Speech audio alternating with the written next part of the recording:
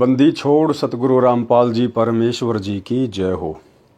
परमपिता परमात्मा सारी सृष्टि के रचनहार, कुल मालिक, असंख्य ब्रह्मांडों के स्वामी, जगत गुरु, तीनों लोकों में प्रवेश करके सबका भरण पोषण करने वाले राजाधिराज, आत्माधार, नाथों के नाथ, देवों के देव महादेव, सर्वेश्वर महेश्वर, मृत्युंजय, अजरो अमर, आदि अनादि सनातनी प्रभु, जगत पिता जगदीश्वर, श्री श्री 1008 की उपाधि के वास्तविक अधिकारी, अकाल मूरत सौद स्वरूपी राम वासुदेव, सर्वगतम ब्रह्म, परम पूज्य, प्रथम पूज्य, परम संत, परम पुरुष, परम धनी, परम दयालु, सत्य कबीर, हक्का कबीर, अल्लाह कबीर, अल्लाह अकबर, बाखबर, अल्लाह ताला, जगत के तारणहार, जगत के मुक्तिदाता, जगत के जगन्नाथ, हारे के सहारे, हिंदुओं के राम, मुसलमानों के अल्लाह, सिखों के वाहिगुरु, ईसाइयों के मसीह, दया के सागर दयानिधि, करुणा के सागर करुणानिधि, स्वयंभू परिभू, संकट मोचन, कष्ट हरण, मंगल करण, दुख भंजन, अविगत कबीर, निर्विकार निर्विषम परमात्मा,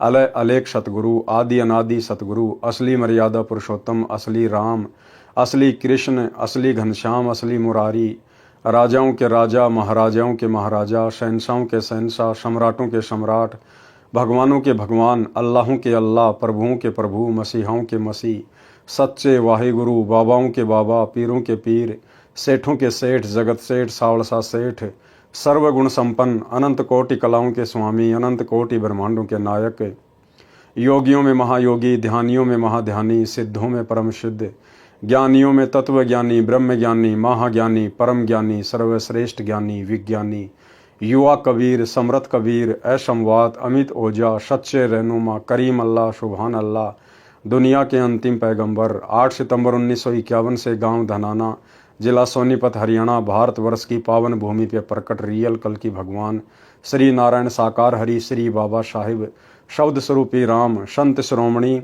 सतगुरु रामपाल जी परमेश्वर जी के चरण कमल में साध संगति से जुड़े हुए देश विदेश से आप और हम सभी सत्सेवक भाई बहनों का अनंत कोटि दंडोत प्रणाम।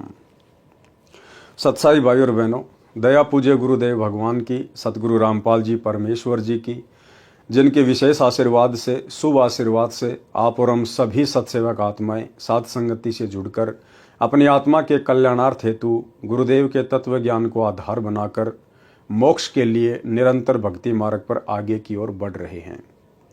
भाई और बहनों, पूज्य गुरुदेव भगवान की विशेष रजा से, कृपया से आप और हमें इस कलयुग की बिचली पीढ़ी में ये साध संगति नसीब हुई है। परमात्मा कहते हैं, साध संगत हरि भक्ति बिन कोई न उतरे पार, निर्मल आदि अनादि है गंदा सब संसार। गुरु के ज्ञान के पश्चात आपस में भगत भाई बहन मिलकर उस ज्ञान के ऊपर जो चर्चा करते हैं उसको कहते हैं साध संगति। साध संगति से ज्ञान का निखार होता है, आत्मा में दृढ़ता आती है, विकारों से दूर होती है, अपने गुरु को पहचान पाती है। तो भाई और बहनों, आप और हमारे पर विशेष रजा पूज्य गुरुदेव जी की, और आने वाले समय में जिन जिन आत्माओं को मोक्ष प्राप्त करना होगा उन सभी आत्माओं को साध संगति से जुड़ना होगा, क्योंकि ये परमेश्वर के मिशन का एक मुख्य हिस्सा है। यही गुरुदेव भगवान का यथार्थ 13वां कबीर पंथ है। तो पूज्य गुरुदेव जी के कर कमल से लिखित पवित्र पुस्तक मुक्ति बोध के ऊपर वीडियो बनाने की श्रृंखला जारी है। इसी श्रृंखला में आज हमारा ये 21वें नंबर का वीडियो है। प्रत्येक वीडियो में सतगुरुदेव भगवान के आशीर्वाद से आप और हमें भक्ति मार्ग के विषय में बहुत कुछ सीखने और समझने को मिलता है। तो भाई और बहनों, आज की वीडियो में हम आगे बढ़ते हैं। पवित्र पुस्तक मुक्ति बोध, पेज नंबर 227, कथा शंकर जी का मोहिनी स्त्री के रूप पर मोहित होना। शंकर जी 3 लोक में तमोगुण के प्रधान देवता, उनका मोहिनी के ऊपर विषय वासनाओं में फंसकर काल प्रेरणा से मोहित हो जाना। बहुत सारी शिक्षाएं गुरुदेव भगवान के आशीर्वाद से हमें इन पवित्र पुस्तकों से मिलती हैं, और ये वीडियो बनाने का मकसद यही है कि हम उन गलतियों से बचें जिन गलतियों के कारण आज इन 3 लोक के भगवानों के नाम पर दाग लग चुका है, इनके चरित्र पर दाग लग चुका है। और कोई ये ना सोचे कि मैं तो कुछ भी कर लूंगा, छुपा लूंगा, किसी के सामने बात नहीं आएगी। जब इन तीन लोक के भगवानों की जो बातें हैं, इनका जो चरित्र है, इनके जो कर्म कुकर्म हैं, जो पिछले लाखों वर्षों से छुपते छुपाते आ रहे थे, लेकिन इस कलयुग की पिछली पीढ़ी में उन सब का पर्दाफाश हो गया, सबकी पुस्तक ओपन हो गई। जब ये काल बली 21 ब्रह्मांड का स्वामी, ये ज्योति निरंजन अपने कर्म कुकर्म नहीं छुपा पाया, तो भला आप और हम 2 कौड़ी के जीवों की क्या औकात है। यदि हम समय रहते सतगुरु की शरण में नहीं आए, बुराइयों से किनारा करके भक्ति मार्ग पर नहीं लगे, तो फिर आप और हमारी क्या औकात, जो आप और हमारे कर्म कुकर्म सामने नहीं आएंगे, जन्म जन्मांतरों के सामने आ जाएंगे। तो भाइयों और बहनों, आज मौका है। वर्तमान भक्ति ग्रहण करने से पहले आप और हमने कितने कर्म किए, कितने कुकर्म किए, परमेश्वर उन सबको अनदेखा कर देगा, चित्रगुप्त के कागज फाड़ देगा। यदि हमारी नीयत शुद्ध हो गई, साफ हो गई, और यदि हम मोक्ष मार्ग पर आगे बढ़ चले तो। अन्यथा ये कर्म कुकर्म के कागज आज नहीं तो कल, कल नहीं तो परसों, नहीं तो अगले जन्म में, ये भाई और बहनों इसी प्रकार से खुलते रहेंगे और यहाँ की झूठी महिमा में आप और हम फंसते रहेंगे। कथा शंकर जी का मोहिनी स्त्री के रूप पर मोहित होना। जिस समय दक्ष की बेटी यानी उमा, शंकर जी की पत्नी, ने श्री रामचंद्र जी की वनवास में सीता रूप बनाकर परीक्षा ली थी। एक समय शंकर और उमा जी यानी पार्वती जी कहीं जा रहे थे। उसी समय पृथ्वी लोक पर श्री विष्णु भगवान रामचंद्र अवतार रूप में आए हुए थे। उनको 14 साल का वनवास प्राप्त था। उसी समय रावण उनकी पत्नी को उठाकर ले गया, उनका हरण करके ले गया। श्री रामचंद्र जी हैं तो ये भी जीव संज्ञा में ही अपनी पत्नी के वियोग में विलाप कर रहे थे, बुरी तरह से रो रहे थे, पेड़ों से लिपट लिपट कर पूछ रहे थे, हिरणों से लिपट लिपट कर पूछ रहे थे, मेरी सीता कहाँ है, मेरी सीता कहाँ है। ऊपर से श्री शंकर जी ने उनको प्रणाम किया शीश झुकाकर। तो पार्वती ने कहा कि हे भगवान, आप किसको नमन कर रहे हैं। तो शंकर जी ने कहा कि नीचे भगवान विष्णु जो रामचंद्र रूप में आए हुए हैं उनको नमन कर रहा हूं। तो पार्वती जी को अपने पति की उस बात पर यकीन नहीं हुआ। बोला ये नहीं हो सकता, ये भगवान विष्णु कैसे हो सकता है, नहीं हो सकता, मैं नहीं मानती और मैं तो इसकी परीक्षा लूंगी। तो श्री शंकर जी ने मना कर दिया था कि पार्वती तू परीक्षा मत लेना। पार्वती ने कहा था मैं सीता रूप बना के परीक्षा लूंगी। तो शंकर जी ने कहा था कि सीता मेरी माता तुल्य है, मेरी भाभी है, और यदि तूने उनका रूप बनाकर परीक्षा ले ली तो तू मेरी माता तुल्य हो जाएगी, ये गलती मत करना। लेकिन काल ने तो भाई और बहनों झगड़े करवाने से मतलब है। कुछ समय के उपरांत पीछे से पार्वती ने सीता रूप बनाया, श्री रामचंद्र जी के समक्ष जा खड़ी हुई। जिस समय दक्ष की बेटी यानी उमा, शंकर जी की पत्नी, ने श्री रामचंद्र जी की वनवास में सीता रूप बनाकर परीक्षा ली थी, श्री शिव जी ने ऐसा न करने को कहकर घर से बाहर चले गए थे।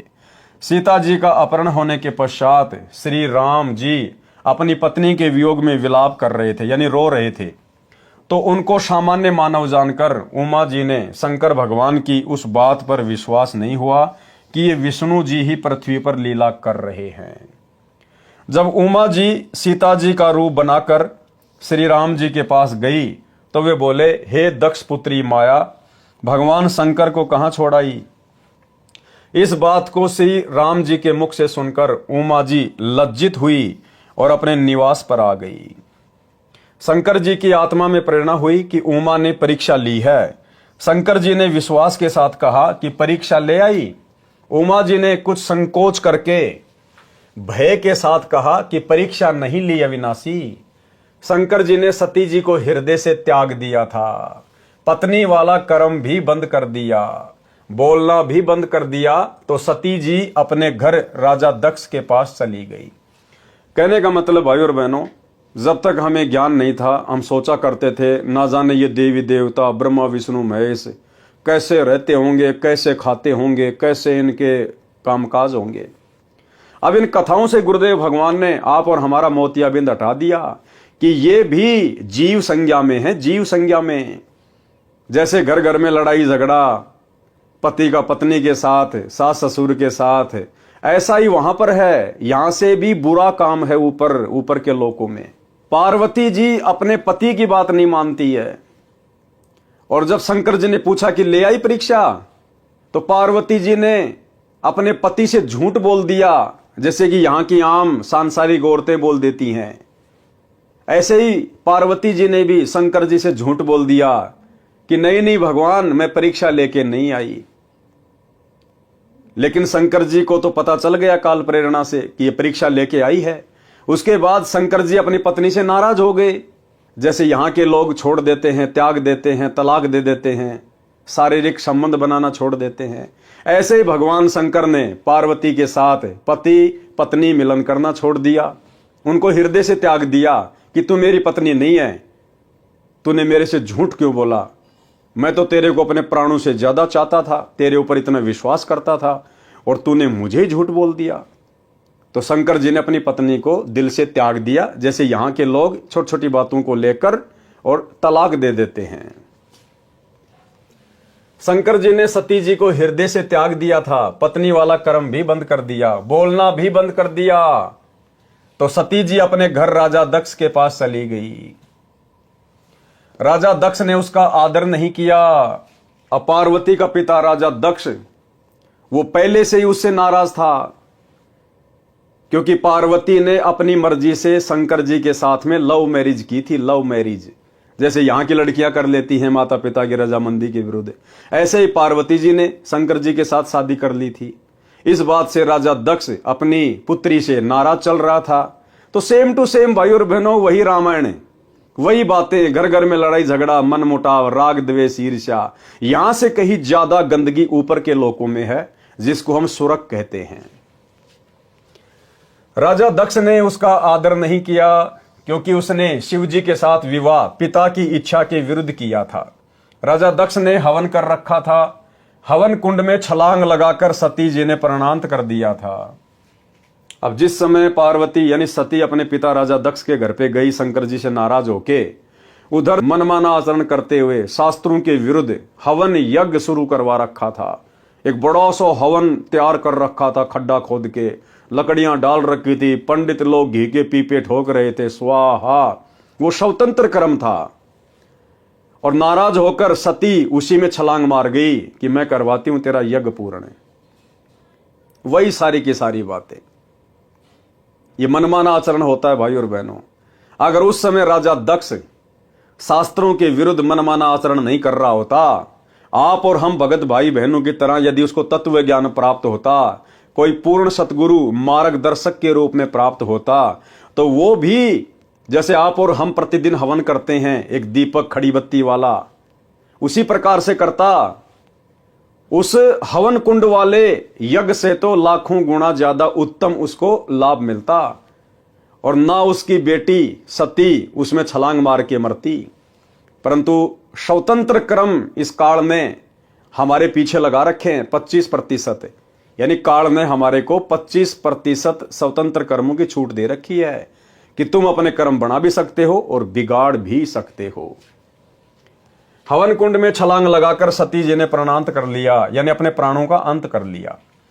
शंकर जी को पता चला तो अपनी ससुराल आए। अब उधर से शंकर जी को पता चला कि मेरी पत्नी ऐसे ऐसे मर गई, तो अपने ससुर से नाराज होकर, क्रोधित होकर उधर से शंकर जी आ गए और आते अपने ससुर का सिर धड़ से अलग कर दिया। अब बताओ, इन बातों को लेकर यहां का पृथ्वी लोक का मनुष्य भी इतनी जल्दी अपना आपा नहीं खोता, इतना गुस्से में नहीं होता जितना कि भगवान शंकर हो गए। तो सोचिए भाई और बहनों, यहां के मनुष्य ठीक या फिर उनका आचरण ठीक है। शंकर जी को पता चला तो अपनी ससुराल आए, राजा दक्ष का सिर काटा, फिर उस पर बकरे का सिर लगाया, अपनी पत्नी के कंकाल को उठाकर 10,000 वर्ष तक उमा उमा करते हुए पागलों की तरह फिरते रहे।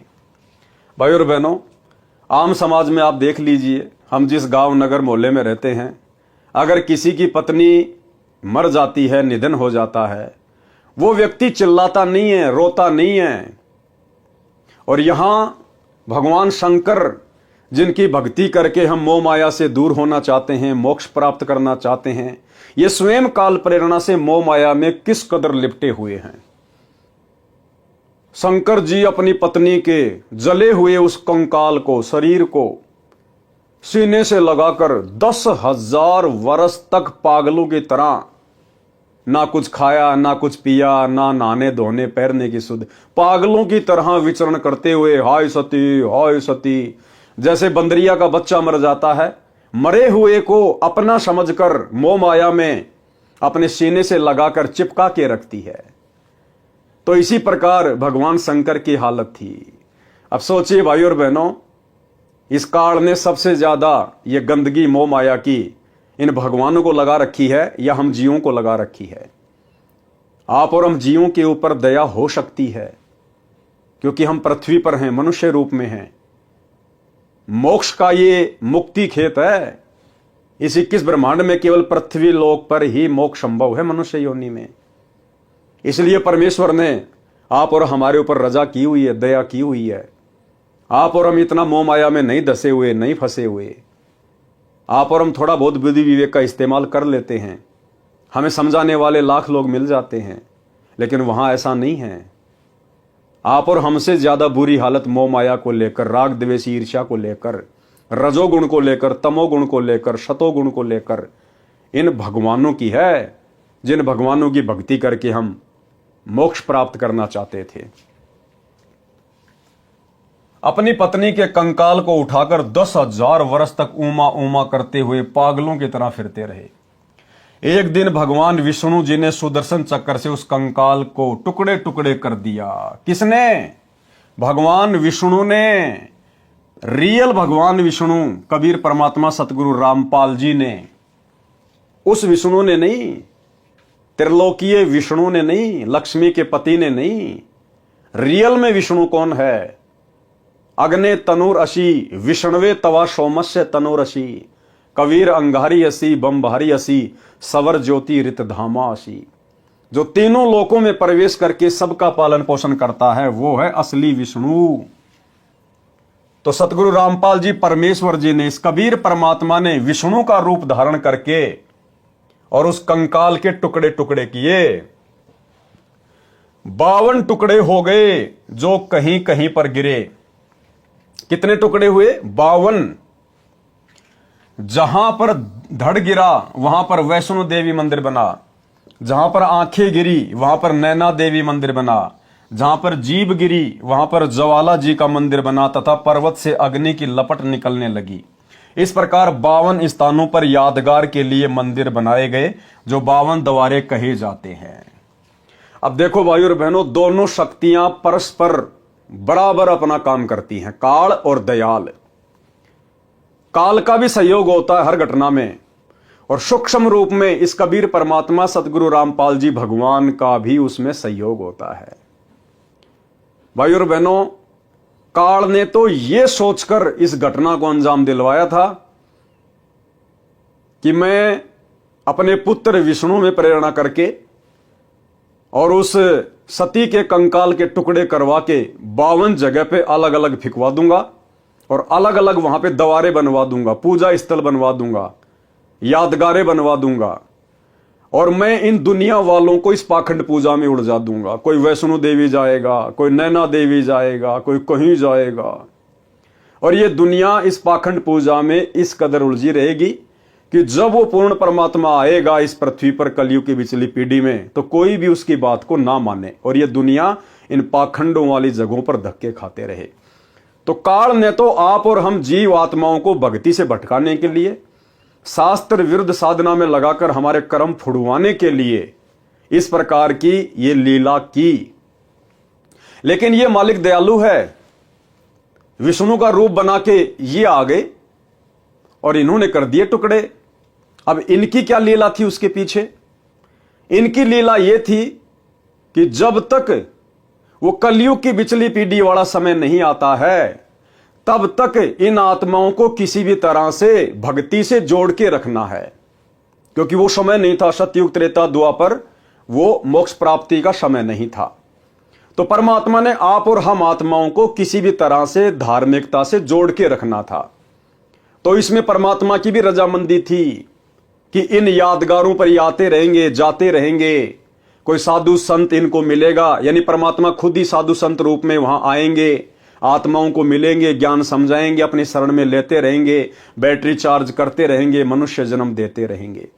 इसलिए तो परमेश्वर अपनी वाणी में कहते हैं कि मेले खेले जाइए, और मेले बड़ा मिलाप है भाई, पत्थर पानी पूजते कोई साधु संत मिल जाते। कि जब तक आपको पूर्ण सतगुरु की प्राप्ति नहीं होती है, जब तक आपको पूर्ण परमात्मा नहीं मिलता है गुरु रूप में, तब तक आप इन तीर्थ स्थानों पर जाते रहिए, मेले वगैरह में जाते रहिए, जहां पर भी धार्मिक आयोजन होते हैं। ना जाने कोई साधु संत आपको मिल जाए, कोई भगत भाई आपको पुस्तक बांटता हुआ मिल जाए, कोई आपको पैम्पलेट बांटता हुआ मिल जाए, और ये ज्ञान आपके कानों में पड़ जाए। तो भाइयों और बहनों, इस प्रकार से इन दोनों शक्तियों का खेल जब से 21 ब्रह्मांड की रचना हुई है, तब से इसी प्रकार चल रहा है। काल हमें उलझाता है और सतगुरु हमें उसी की चाल से अपना दाव खेलकर सुलझाता है। इस प्रकार 52 स्थानों पर यादगार के लिए मंदिर बनाए गए, जो 52 द्वारे कहे जाते हैं। तब शंकर जी सचेत हुए तथा अपनी दुर्गति का कारण कामदेव यानी सेक्स को माना। फिर शंकर भगवान को चेतना आई कि 10,000 साल तक मेरी ऐसी पागलों जैसी हालत क्यों हुई? इस काम वासना के कारण।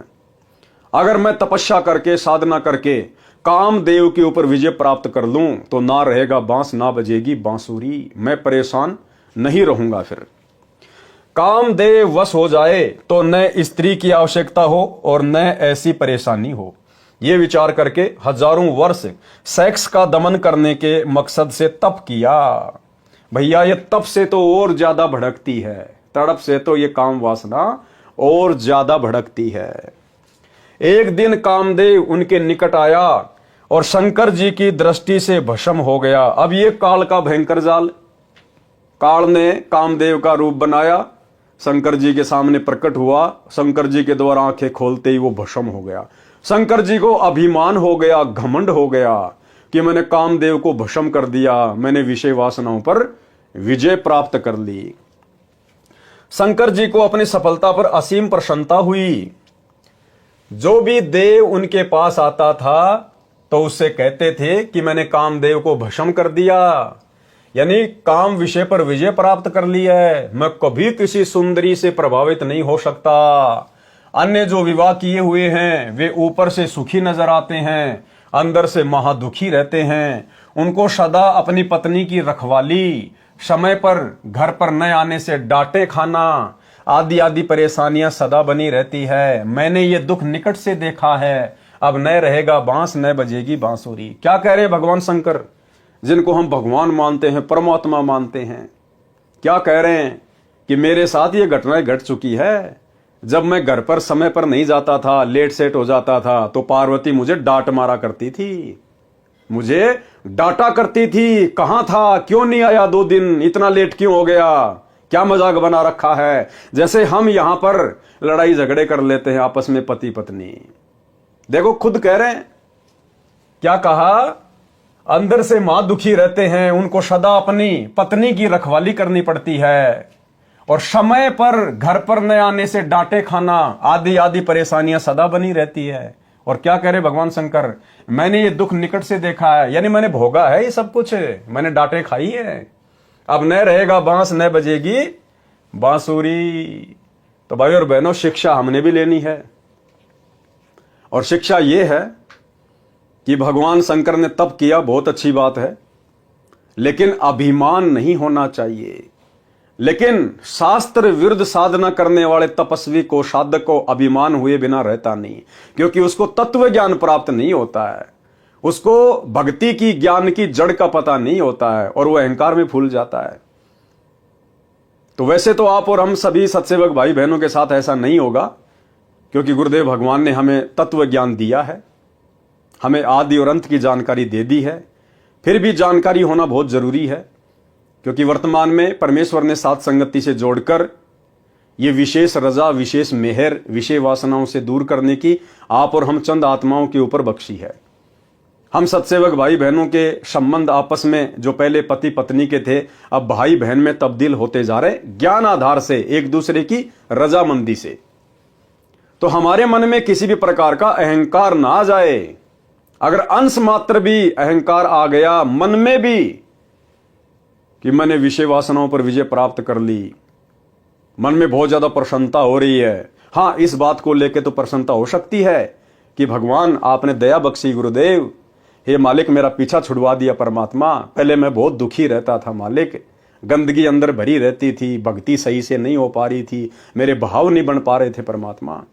और जब से आपने दया बख्शी है पूज्य गुरुदेव, हे मालिक मुझे असीम प्रसन्नता है मालिक, मेरी बहुत अच्छी भक्ति चल रही है आपके आशीर्वाद से। यानी बीच में हमने परमात्मा को ही रखना है, क्योंकि गुरुदेव भगवान के आशीर्वाद बिना, इस सत भक्ति बिना, इस पूर्ण परमात्मा सतगुरु रामपाल जी भगवान के आशीर्वाद बिना, इनकी दया दृष्टि कृपा दृष्टि बिना, भाई और बहनों, इस विषय वासना के ऊपर कोई कंट्रोल कर लेगा, इस 21 ब्रह्मांड में कोई सोच भी नहीं सकता।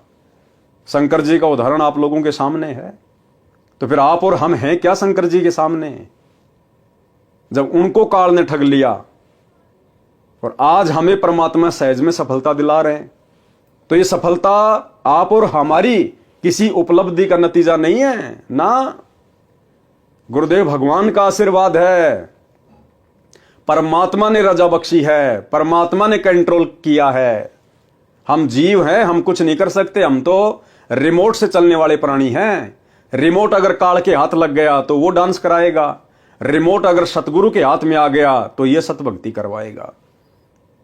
तो अगर हम किसी भी प्रकार की विषय वासनाओं से, बुराइयों से दूर हो रहे हैं, हमारे अंदर जो मलिनता, जो मैल जमा था, यदि वो धीरे धीरे हट रहा है, साफ हो रहा है, तो इसमें आप और हमारा कोई श्रेय नहीं है। सौपन में भी मत सोच लेना कभी कि मैं तो सुबह 4 बजे उठ के भक्ति करता हूं, मंत्र करता हूं, आरती करता हूं, मैं तो हर प्रकार से मर्यादा में हूं, इसलिए मैं कंट्रोल कर पा रहा हूं। नहीं भैया, आप चाहे लाख माला करते हो रोजाना, आप चाहे रात को 12 बजे अपना नित्य नियम पूरा कर लेते हो, उसके बावजूद भी आपकी अपनी कोई उपलब्धि नहीं है, आपका कोई श्रेय नहीं है। ये तो सतगुरु जिस पे दया करेगा वही आत्मा इन विषय विकारों से दूर हो सकती है। तो जो जो भाई बहन विषय विकारों से दूर हैं, गुरुदेव के आशीर्वाद से, सौपन में भी कभी घमंड अपने अंदर पैदा मत कर लेना। हाँ, दूसरों को समझाने के लिए लाख बार चर्चा करो कि भैया गुरुदेव के ज्ञान आधार से आप विचार करो, बड़ी मुश्किल से हमें ये कलयुग की पिछली पीढ़ी का समय प्राप्त हुआ है, भगवान ने हमें पैदा किया है, विशेष संयोग बनाया गुरुदेव ने, और भाई भक्ति मार्ग में विषय वासना बाधक हैं, परमात्मा की हजारों वाणियां संकेत कर रही हैं। तो भाई इन चीजों से हटने का प्रयास करो, गुरुदेव से बारंबार प्रार्थना करो, विनती करो, थोड़ी बहुत हिम्मत तुम भी लेके आओ ज्ञान से अपने अंदर, और इनसे दूर हुए बिना हमारी भक्ति सफल नहीं हो सकती। भग भोग्या भगूप जय, भग से बचा न कोई, जो कोई भग से बचे भगत कहावे सोई। तो हम एक दूसरे को समझा तो सकते हैं, लेकिन हमने विजय प्राप्त कर ली, इसका गुणगान नहीं करना, इसका बखान नहीं करना। अगर बताना भी पड़ जाए तो गुरुदेव को बीच में डाल के कि भाई देखो, दास भी पहले इन्हीं विषय विकारों में धसा हुआ था, और भाई गुरुदेव की रजा हुई, बहुत विशेष मेहर हुई पूज्य गुरुदेव की, परमात्मा ने दास के ऊपर रजा बख्शी, मेहर बख्शी, दास को मालिक ने दूर किया। इस प्रकार से हमने अपनी बातों को दूसरे के सामने रखना है, अहंकार वश नहीं। काल ब्रह्म को चिंता बनी कि यदि सब इस प्रकार स्त्री से घृणा करेंगे तो संसार का अंत हो जाएगा, मेरे लिए 1 लाख मानव का आहार कहां से आएगा। ठीक इसी प्रकार वर्तमान में ये काल, क्योंकि मन इसका एजेंट है, सारी ईमेल, सारे समाचार, सारे मैसेज, हमारे जीवन में जो भी कुछ घटित हो रहा है, ये उसका फैक्स भेजता रहता है काल को कि ये आत्माएं तेरे जाल से बाहर निकलने का प्रयास कर रही है, भाई देख लेना, मैंने तो तेरे को मैसेज दे दिया है। तो ये काल हर प्रकार से भाई और बहनों हमें उसी गंदगी में धकेलने का प्रयास करेगा। हम जिन जिन बुराइयों से दूर हटते जाएंगे गुरुदेव के आशीर्वाद से, काल जबरदस्ती उन्हीं बुराइयों को हमारे सामने पेश करेगा, ना चाहते हुए भी ऐसे ऐसे सीन दिखा देगा। मोबाइल में हम तो सत्संग सुनने के लिए ओपन करेंगे, अचानक से ऐड आ जाएगा, अर्धनगर लड़कियां डांस कर रही हैं।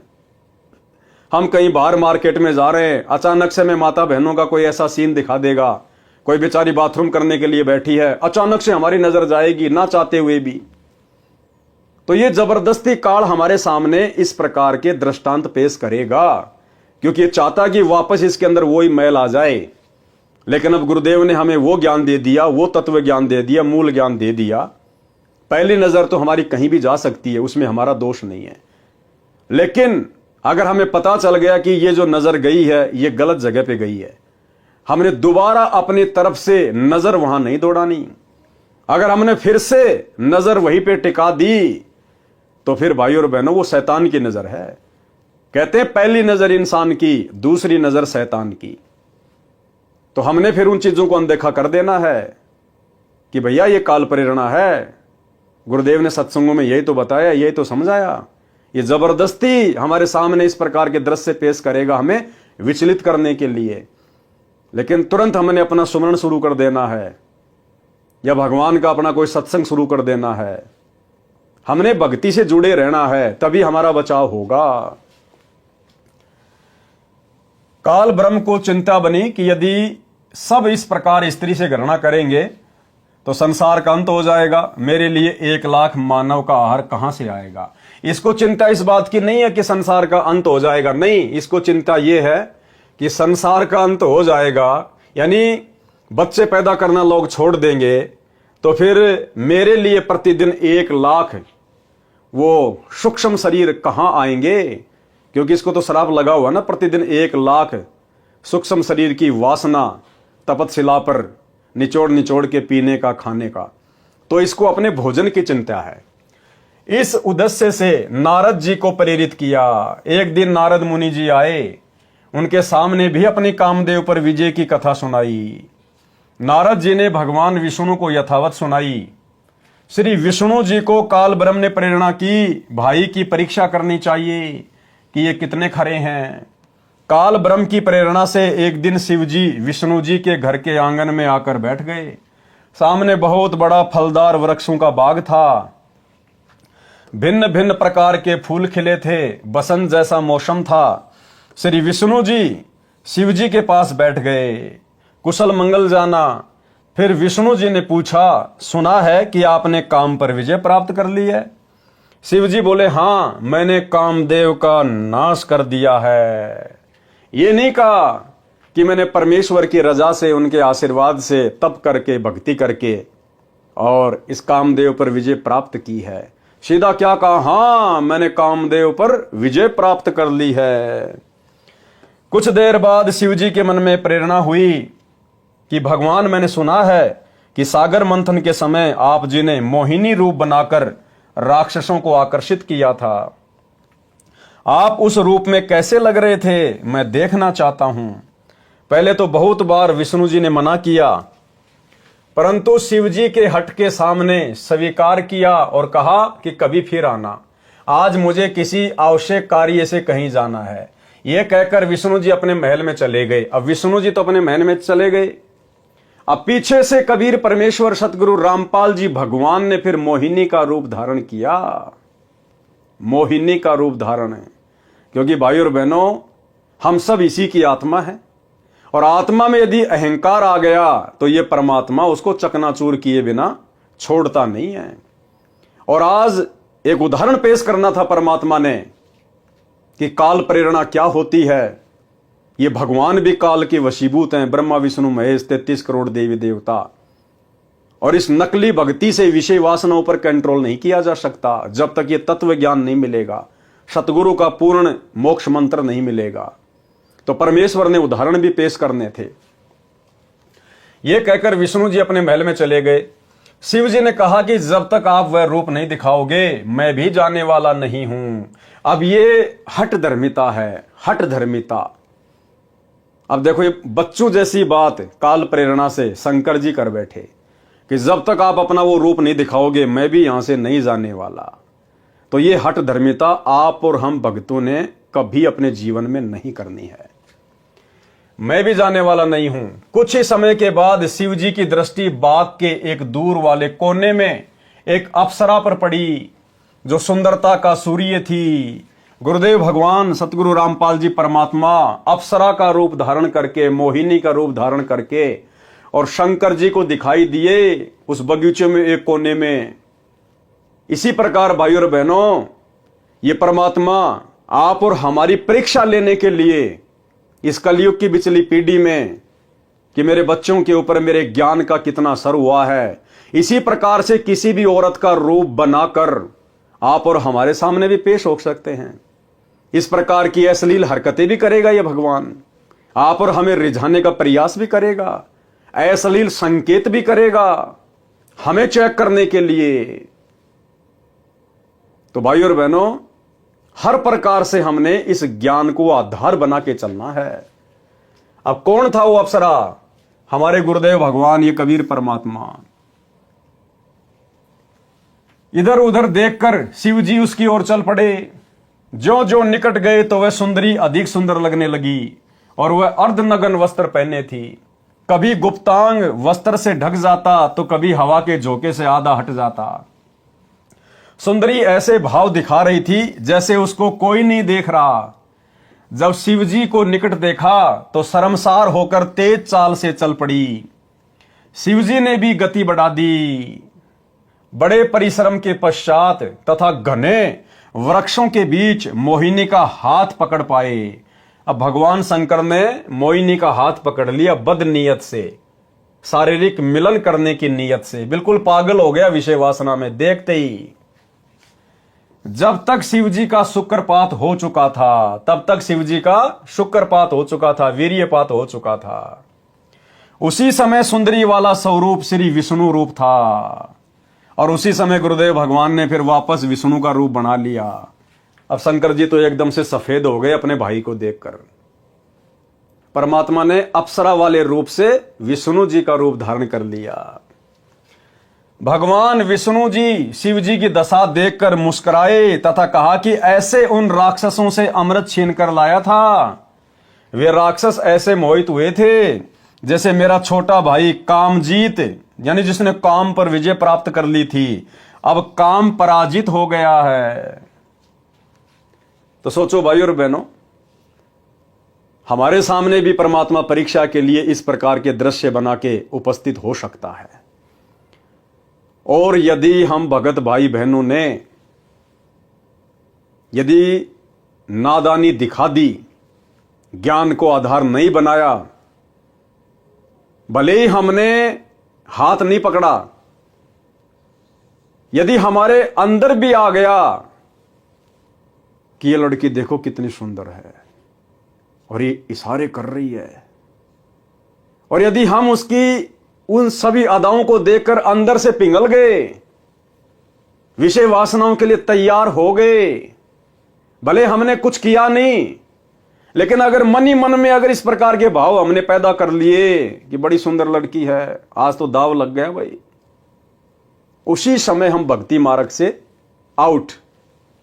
क्योंकि ये भक्ति मन कर्म वचन की है, मन कर्म वचन, उसी समय हम फैल। और सोचो यदि मेरे जैसे किसी नालायक ने अगर किसी बहन बेटी का इस प्रकार से उसकी अश्लील अदाओं पर मोहित होकर अगर हाथ पकड़ लिया, हाथ तो पकड़ लिया, और उसी समय यदि गुरुदेव प्रकट हो गए अपने वास्तविक रूप में, फिर आत्महत्या के अलावा दूसरा कोई फिर हमारे पास में जरिया नहीं होगा, आत्महत्या के अलावा।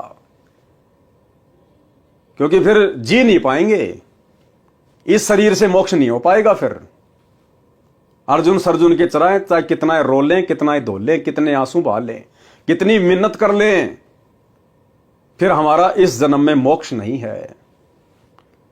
सोचिए फिर हमारी हालत क्या होगी। बदनीयत से मैंने हाथ पकड़ा, उसी समय गुरुदेव प्रकट हो गए उस लड़की के रूप में। अब सोचिए मैं कैसे नजर मिला पाऊंगा उस परमात्मा से, जब तक जीऊंगा तब तक ये जन्म मेरा बर्बाद। तो भाई और बहनों, कुछ भी हो, कैसी भी परिस्थिति हो, ये संदेशा हम सब के लिए है। दास कोई आदेश नहीं दे रहा, दास तो आपको दिखा रहा है।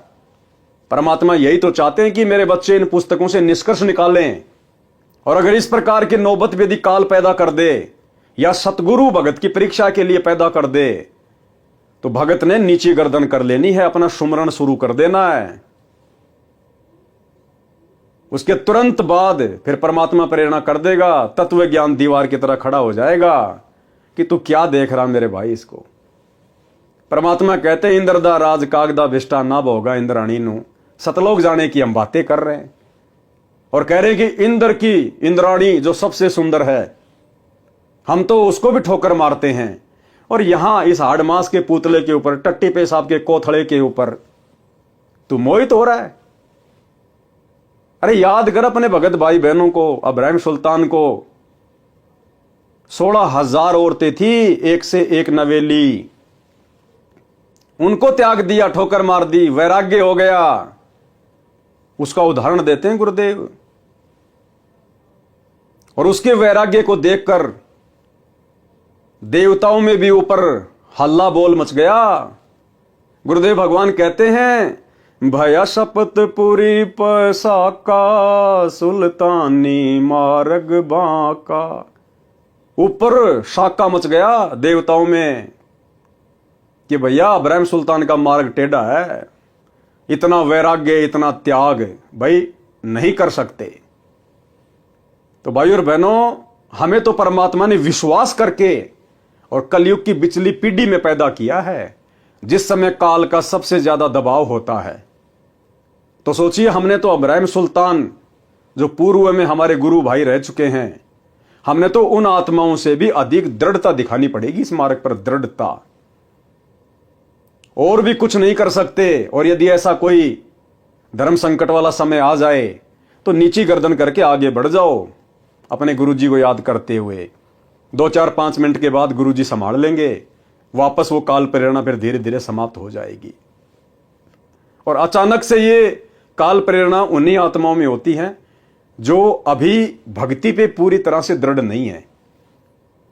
वो इतने सुमरण नहीं कर पाते, इतनी भक्ति नहीं कर पाते जितनी परमात्मा हमसे करवाना चाहते हैं, क्योंकि भक्ति से ही सब कुछ होगा।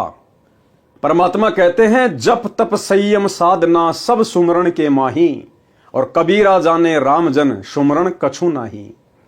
तो भक्ति से ही धीरे धीरे हर प्रकार की बुराइयों के ऊपर परमात्मा विजय प्राप्त करवाएगा। तो कहने का मतलब है हमने अलर्ट रहना है, अलर्ट। भगवान विष्णु जी शिव जी की दशा देखकर मुस्कुराए तथा कहा कि ऐसे उन राक्षसों से अमृत छीन कर लाया था। वे राक्षस ऐसे मोहित हुए थे जैसे मेरा छोटा भाई कामजीत अब काम पराजित हो गया। शिव जी ने उसके पश्चात हिमालय राजा की बेटी पार्वती से अंतिम बार विवाह किया। पार्वती वाली आत्मा वही है जो सती जी थी। पार्वती रूप में अमरनाथ स्थान पर अमर मंत्र शिव जी से प्राप्त करके कुछ समय के लिए अमर हुई। इस प्रकार वाणी में कहा है कि शंकर जी की समाधि तो अडिग यानी न डिगने वाली थी, जैसा पौराणिक मानते हैं। वह भी मोहे गए यानी काल के द्वारा छले गए, माया के वश हो गए। वाणी नंबर 140 में बताया है कि भगवान शिव की पत्नी पार्वती तीनों लोकों में सबसे सुंदर स्त्रियों में से एक है।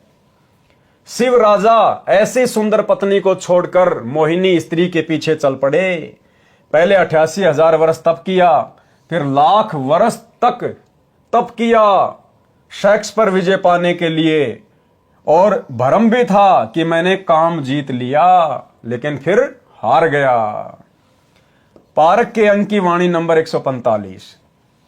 गरीब कृष्ण गोपी का भोग कर फेर जति कहलाया, या की गति पाई नहीं ऐसे त्रिभुवन राया। सरलार्थ, श्री कृष्ण जी के विषय में श्रीमद् भागवत सुधा सागर में प्रमाण है कि श्री कृष्ण मथुरा वृंदावन की गोपियों यानी गोपों की स्त्रियों के साथ संभोग यानी सेक्स किया करते थे। वे फिर भी जति कहलाए। जति कौन होता है? अपनी स्त्री के अतिरिक्त अन्य की स्त्री से कभी संभोग न करने वाला या पूर्ण रूप से ब्रह्मचारी को जति कहते हैं। उसका भेद ही नहीं पाया। ऐसे ये 3 लोक के मालिक श्री कृष्ण के अंदर प्रवेश करके काल ब्रह्म गोपियों से सेक्स करता था। स्त्रियों को तो श्री कृष्ण नजर आता था, काल ब्रह्म सब कार्य गुप्त करता है।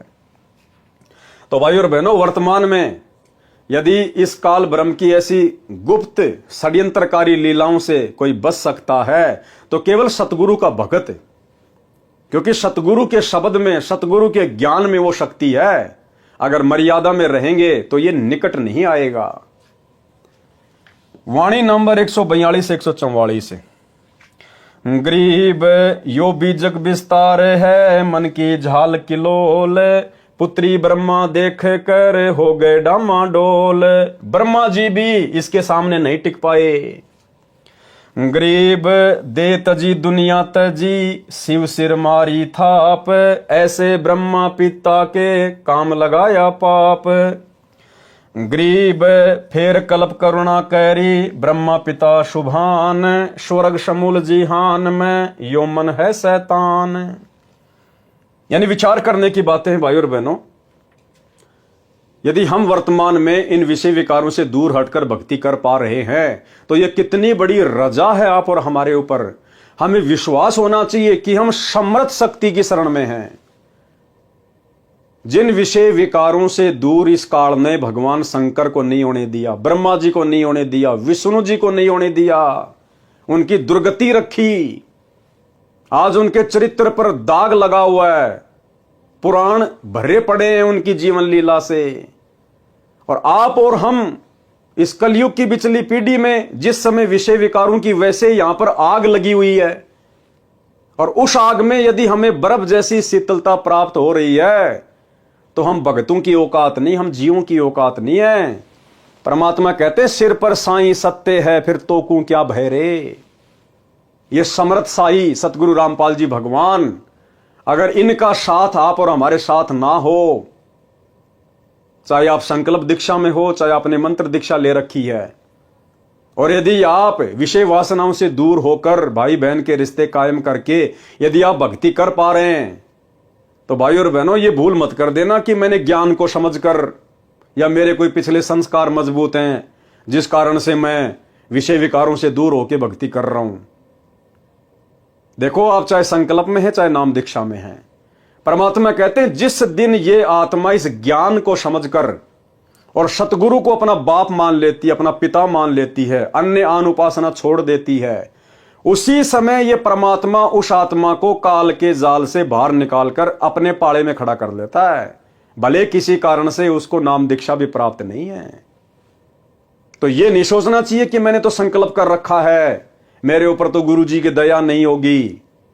अगर गुरु जी की दया नहीं हो तो आप संकल्प ले ही नहीं सकते, और ले लिया तो आप 1 महीने से ज्यादा उसको निभा नहीं सकते। और उसके बावजूद भी यदि परमेश्वर ने हमारे ऊपर इतनी बड़ी दया कर रखी विषय वासनाओं को लेकर, अन्य नियम मर्यादाओं को लेकर, तो सतगुरु जी ने हमें अपने हाथों पे उठा रखा, हाथों पे। हाँ, अपने गलती से नीचे गिरेंगे तो भाई फिर तो देखो काल तैयार बैठा कुत्ते की तरह पिंडी पाड़ने के लिए। सरलार्थ, एक समय ब्रह्मा जी देवताओं तथा ऋषियों को वेद ज्ञान समझा रहे थे, मन तथा इंद्रियों पर संयम रखने पर जोर दे रहे थे। ब्रह्मा जी की बेटी सरस्वती पति चुनने के लिए अपने पिता की सभा में गई, जिसमें युवा देवता तथा ऋषि विराजमान थे। उनको आकर्षित करने के लिए सब श्रृंगार करके सज धज कर गई थी। अब देखो, ब्रह्मा जी की पुत्री का भी मनमाना आचरण, स्वतंत्र कर्म। और भाई और बहनों, कोई भी आत्मा 21 ब्रह्मांड में यदि स्वतंत्र कर्मों का नाजायज दुरुपयोग करेगी तो उसको सजा भोगनी पड़ेगी। खुद के कर्म फूटेंगे, साथ में दूसरे की फुड़वाएगी। अब यदि ब्रह्मा जी की पुत्री सरस्वती यह शास्त्र विरुद्ध मनमाना आचरण, सजना धजना, 16 प्रकार के श्रृंगार करना, पर पुरुषों को आकर्षित करने के लिए, रिझाने के लिए, अगर वो इस प्रकार से ये ढोंग पाखंड करके सभा में ना जाती तो बेचारे ब्रह्मा जी भी अपने कर्म फुड़वाने से, अपने चरित्र पर दाग लगवाने से बच जाते।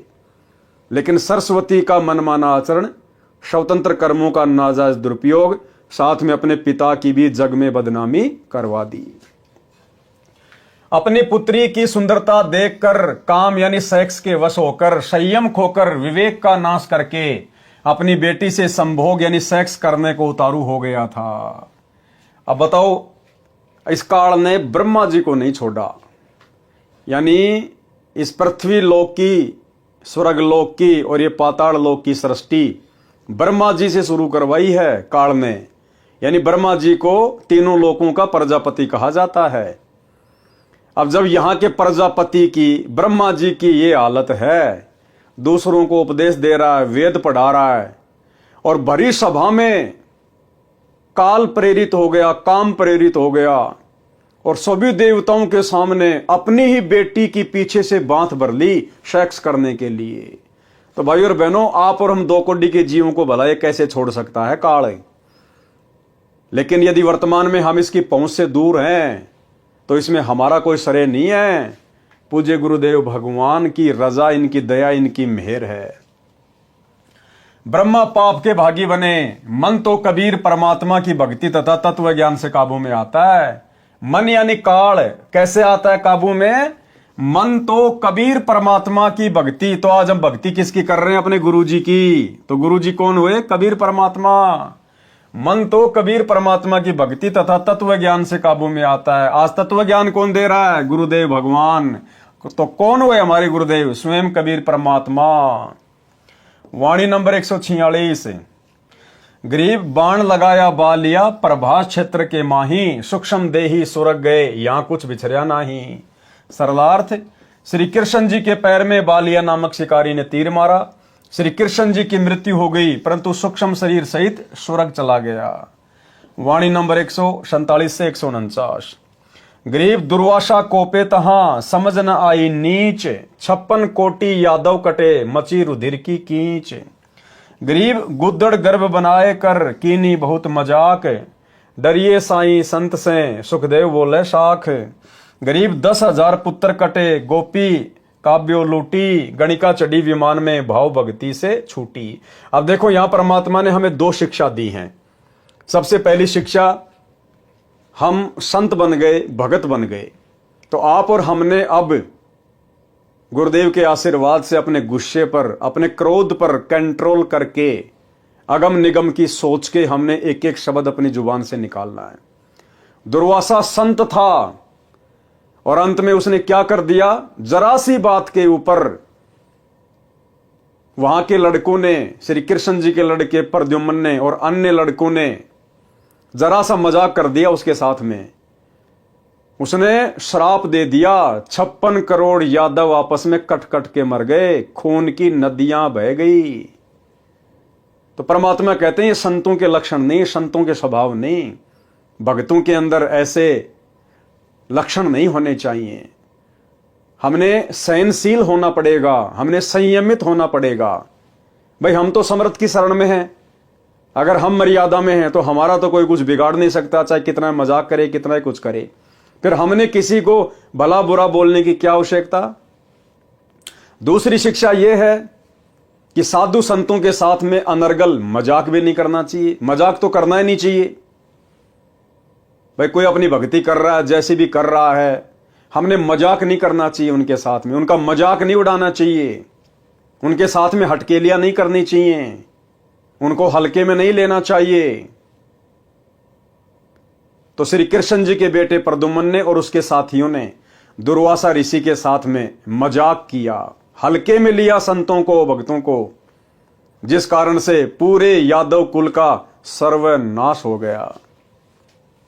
सरलार्थ, एक समय दुर्वासा ऋषि द्वारिका नगरी के पास वन में आकर ठहरा, धूणा अग्नि लगाकर तपस्या करने लगा। दुर्वासा ऋषि श्री कृष्ण जी के आध्यात्मिक गुरु थे। ऋषि संदीपनी जी श्री कृष्ण जी के अक्षर ज्ञान करवाने वाले शिक्षक यानी गुरु थे। श्री कृष्ण जी के 2 गुरु थे, एक संदीपनी और एक दुर्वासा जी। संदीपनी जी ने केवल उनको अक्षर ज्ञान करवाया, उनको पढ़ना लिखना सिखाया, और दूसरे दुर्वासा ऋषि, उन्होंने आध्यात्मिक ज्ञान दिया, भक्ति का मार्ग बताया। दुर्वासा जी की ख्याति चारों ओर द्वारिका नगरी में फैल गई कि ऐसे पहुंचे हुए ऋषि हैं, भूत भविष्य तथा वर्तमान की सब जानते हैं। द्वारिका के निवासी श्री कृष्ण से अधिक किसी भी ऋषि व देव को नहीं मानते थे। उनको अभिमान था कि हमारे साथ श्री कृष्ण हैं, कोई भी देव ऋषि व साधु हमारा कुछ नहीं बिगाड़ सकता। और यही अभिमान बरवाला कांड 2014 में सतलोक आश्रम मैनेजमेंट हरियाणा को ले डूबा, गुरुदेव के बेटा बेटी भाई बंधु रिश्तेदारों को ले डूबा। अहंकार में आ गए कि हमारे साथ तो गुरुजी हैं, हमारा भला कौन क्या बिगाड़ देगा। हमारे साथ तो लाखों की संगत है, कमांडो बन के मरने मारने के लिए तैयार हैं। हमारे पास तो संगत के दान का करोड़ों रुपया है, प्रशासन हमारा क्या बिगाड़ लेगा। और अपनी नादानी के चलते प्रशासन से पंगा ले लिया। भक्तों को बेचारों को गुरुजी का आदेश बता के काले कपड़े पहना के हाथों में लठ पत्थर पेट्रोल बम दे के खड़ा कर दिया मरने मारने के लिए। यही अहंकार 2014 में गुरुजी के परिवार को ले डूबा, सतलोक आश्रम मैनेजमेंट हरियाणा को ले डूबा। उनको अभिमान था कि हमारे साथ श्री कृष्ण हैं, कोई भी देव ऋषि व साधु हमारा कुछ नहीं बिगाड़ सकता। श्री कृष्ण को सर्वशक्तिमान मान रखा था। द्वारिका के नौजवानों को शरारत सूझी, आपस में विचार किया कि साधु लोग ढोंगी होते हैं, इनकी पोल खोलनी चाहिए, चलो दुर्वासा ऋषि की परीक्षा लेते हैं। श्री कृष्ण के पुत्र प्रद्युम्न ने गर्भवती स्त्री का स्वांग धारण किया, पेट के ऊपर छोटा कड़ाहा बांधा, उसके ऊपर रुई लोगड़ रखकर वस्त्र बांधकर स्त्री के कपड़े पहना दिए, उसका एक पति बना लिया। 7-8 नौजवान यादव उनके साथ दुर्वासा के डेरे में गए और प्रणाम करके निवेदन किया कि ऋषि जी, आपका बहुत नाम सुना है कि आप भूत भविष्य तथा वर्तमान की जानते हैं। ये पति पत्नी हैं, इनके विवाह के 12 वर्ष बाद परमात्मा ने संतान की आशा पूरी की है। ये जानना चाहते हैं कि गर्भ में लड़का होगा या लड़की। ये जानने के लिए उतावले हो रहे हैं, कृपया बताने का कष्ट करें। ये मजाक भक्तों को शोभा नहीं देता। गुरुदेव भगवान कहते हैं, तीर कमान से और बात जुबान से एक बार निकल गई वापस नहीं आती है। इसलिए भक्तों ने बहुत सोच समझकर शब्द अपनी जिह्वा से निकालने चाहिए। सुनिए छोटा सा सत्संग। अब वही तो बात है ना, कहते हैं तीर कमान से और वचन जुबान से निकलने के बाद वो वापस नहीं आता। तो सोच समझ कर हमने हर क्रिया बोल चाल करनी चाहिए। और भाई और बहनों, परमात्मा ने महाभारत का जिक्र करते हुए बताया कि एक छोटे से मजाक के कारण द्रौपदी ने अपना देवर समझकर दुर्योधन के साथ छोटा सा मजाक किया था कि अंधों की संतान अंधी होती है। और उस एक शब्द ने महाभारत करवा दी महाभारत। तो हम भक्तों ने इस भक्ति मार्ग पर, विशेषकर वर्तमान में हम सत्सेवक भाई बहनों ने बहुत ही सोच समझ के इन शब्दों का प्रयोग करना है। दुर्वासा ऋषि ने ध्यान लगाकर देखा तो सब समझ में आ गया। क्रोध में भरकर बोला, बताऊं क्या होगा। सबने एक स्वर में कहा कि हाँ ऋषि जी बताओ। दुर्वासा बोला कि इस गर्भ से यादव कुल का नाश होगा। यानी दुर्वासा जैसे क्रोधी भी ना हो भगत, इतने उतावले भी ना हो, अगम निगम की सोच के विचार करना चाहिए। बच्चों ने मजाक कर दिया, क्या हो गया, क्या बिगड़ गया भाई।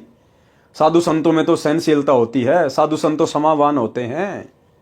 लेकिन दुर्वासा के अंदर वो चीज नहीं थी। वो काल प्रेरित था, उसको तत्व ज्ञान नहीं था, उसका गुरु कोई तत्वदर्शी नहीं था, उसको कोई सही मार्गदर्शन देने वाला नहीं था। केवल अपने पूर्व जन्म की बैटरी को, अपनी भक्ति को खर्च कर रहा था। दुर्वासा बोला कि इस गर्भ से यादव कुल का नाश होगा, चले जाओ यहां से। सब भाग लिए। गांव में बुद्धिमान बुजुर्गों को पता चला कि बच्चों ने ऋषि दुर्वासा के साथ मजाक कर दिया। ऋषि ने यादव कुल का नाश होने का श्राप दे दिया है, जुल्म हो गया, सब मरेंगे, अब क्या उपाय किया जाए। सब मिलकर अपने गुरु तथा राजा श्री कृष्ण जी के पास गए तथा सब हाल कह सुनाया। अब यहां पर श्री कृष्ण जी की समर्थता भी सामने आ जाएगी। वो कितने 3 लोक के भगवान थे, कितने सर्वशक्तिमान थे। एक दुर्वासा ऋषि के श्राप को नहीं काट पाए, बदल नहीं पाए, अपने यादव कुल को नहीं बचा पाए, अपने रिश्तेदारों को नहीं बचा पाए, अपने खुद के पुत्रों को, अपनी औरतों को नहीं बचा पाए। सबका सर्वनाश हो गया दुर्वासा ऋषि के श्राप के कारण। तो वो काहे के समर्थ थे, काहे के परमात्मा थे, जो मृत्यु से नहीं बचा सकता। असमय अकाल मृत्यु से जो नहीं बचा सका अपने कुल को, अपने परिवार को, भक्तों की बात छोड़ दो, भला उनकी भक्ति से मोक्ष कैसे हो जाएगा। श्री कृष्ण जी से कहा कि इस कहर से आप ही बचा सकते हो। श्री कृष्ण जी ने कहा कि उन सब बच्चों को साथ लेकर ऋषि दुर्वासा के पास जाओ, इनसे क्षमा मंगवाओ, तुम भी बच्चों की ओर से क्षमा मांगो। सब मिलकर ऋषि दुर्वासा के पास गए तथा बच्चों से गलती की क्षमा याचना करवाई, स्वयं भी क्षमा याचना की। ऋषि दुर्वासा बोले कि वचन वापस नहीं हो सकता, क्योंकि भाई और बहनों ये जितने भी ऋषि हैं, वशिष्ठ हैं, विश्वामित्र है या फिर ये दुर्वासा है, ये ऋषि भी सक्षम नहीं है। जिस प्रकार किसी व्यक्ति के हाथ में बंदूक है और उसने बंदूक से गोली छोड़ दी, अब उसके बस की बात नहीं है वो गोली वापस उसकी बंदूक में आ जाए। ये अनहोनी तो केवल समर्थ कर सकता है, परमात्मा सतगुरु रामपाल जी भगवान कर सकता है, अन्य किसी के बस की बात नहीं है। तो ये साधु संत महात्मा केवल दुनिया का सत्यानाश कर सकते हैं, ये आबाद नहीं कर सकते। अगर दुनिया को साधु संतों के रूप में किसी ने आबाद किया है, कोई आशीर्वाद दिया है, तो इस कबीर भगवान ने दिया है, सतगुरु रामपाल जी परमात्मा ने। ऋषि दुर्वासा बोले कि वचन वापस नहीं हो सकता। सब वापस श्री कृष्ण जी के पास आए तथा कहा कि दुर्वासा के श्राप से बचने का उपाय बताओ। अब देखिए दुनिया जिस श्री कृष्ण जी की भक्ति करती है, अब श्री कृष्ण जी उपाय भी ढंग का नहीं बता पाए। वो अंतर्यामी भी नहीं थे कि उनके द्वारा बताया गया उपाय यादव कुल का समाधान करेगा या उनका सत्यानाश करेगा। श्री कृष्ण जी ने बताया समाधान और उस समाधान से सबका विनाश हो गया। श्री कृष्ण ने कहा कि जो जो वस्तु गर्भ समांग में प्रयोग की गई थी उनका नामो निशान मिटा दो, उन्हीं से अपने कुल का नाश होना कहा है। कपड़े रुई लोगड़ को जलाकर उसकी राख को प्रभास क्षेत्र में नदी में डाल दो। जो लोहे की कढ़ाई है उसे पत्थर पर घिसा घिसा कर चूरा बनाकर प्रभास क्षेत्र में दरिया में डाल दो। अब श्री कृष्ण जी ने क्या समाधान बताया, अब विचार करना होगा भाई और बहनों, आप और हमें। ये गुरुदेव भगवान आज हमें मिल गए, परमात्मा हमारी बुद्धि खोल दी मालिक ने, नहीं तो इन कथाओं का सार हम कभी समझ नहीं सकते थे। रात दिन पढ़ा करते थे, द्वापर से लोग इन कथाओं को पढ़ते आ रहे हैं, आज तक कोई नहीं समझ पाया, गुरुदेव ने आके समझाया। श्री कृष्ण ने क्या समाधान बताया कि दुर्वासा ने श्राप दिया ना कि ये जो गर्भ है ना इससे क्या होगा बताऊं, यादव कुल का नाश होगा। तो क्या था उस गर्भ की जगह पे, लोगड़, कपड़े और वो कड़ाहा। तो श्री कृष्ण ने कहा कि ये कपड़े जला के इसकी राख को प्रभास क्षेत्र में यानी यमुना के किनारे वहां डाल दो, और ये जो लोहे का कड़ाहा है इसको घिस घिस के इसका चूरा यमुना जी में डाल दो, ना रहेगा बांस ना बजेगी बांसुरी। तो सब बड़े खुश हो गए कि भगवान ने तो तगड़ा समाधान बता दिया। समाधान नहीं, भगवान ने तुम्हारे सत्यानाश का रास्ता बता दिया। अब देखिए क्या होता फिर आगे, न रहेगा बांस न बजेगी बांसुरी। द्वारिका वासियों ने अपने गुरु श्री कृष्ण जी के आदेश का पालन किया। लोहे की कढ़ाई का एक कड़ा एक व्यक्ति को घिसाने के लिए दिया था, उसने कुछ घिसाया, पूरा नहीं घिसा, वैसे ही दरिया में फेंक दिया। घिसने से उस कड़े में चमक आ गई थी। एक मछली ने उसे खाने की वस्तु समझकर खा लिया। उस मछली को एक बालिया नाम के भील ने पकड़कर काटा तो कड़ा निकला, उसका लोहा पक्का था। बालिया ने उसे अपने तीर का आगे वाला हिस्सा विषाक्त यानी जहरीला बनवा लिया। कड़ाहे का जो लोहे का चूर्ण दरिया में डाला गया था उसका तेज तीखे पत्तों वाला घास उग गया। पत्ते तलवार की तरह पहने थे। कपड़ों तथा रुई लोगड़ की राख का भी घास बन गया। कुछ वर्षों के बाद दुर्वासा के श्राप के कारण द्वारिका में अनहोनी घटनाएं होने लगी। आपसी झगड़े होने लगे, एक दूसरे को छोटी सी बात पर मारने लगे। सारी द्वारिका में उपद्रव होने लगा। द्वारिका नगरी के बड़े सयाने लोग मिलकर श्री कृष्ण जी के पास गए, दोबारा गए श्री कृष्ण जी के पास तथा दुख बताया कि नगरी में किसी को किसी का बोल अच्छा नहीं लग रहा। बिना बात के मरने मारने को तैयार हो जाते हैं। छोटे बड़े की शर्म नहीं रही है, क्या कारण है तथा यह कैसे शांत होगा। श्री कृष्ण जी ने बताया कि श्री दुर्वासा के श्राप के कारण यह हो रहा है। फिर समाधान क्या बताया, अरे दुर्वासा के श्राप का समाधान ही तो आपने बताया था उनको पहले, सालों पहले। अब कह रहे हो कि श्री दुर्वासा ऋषि के श्राप के कारण ये हो रहा है। फिर आपके समाधान ने भला क्या हल निकाला,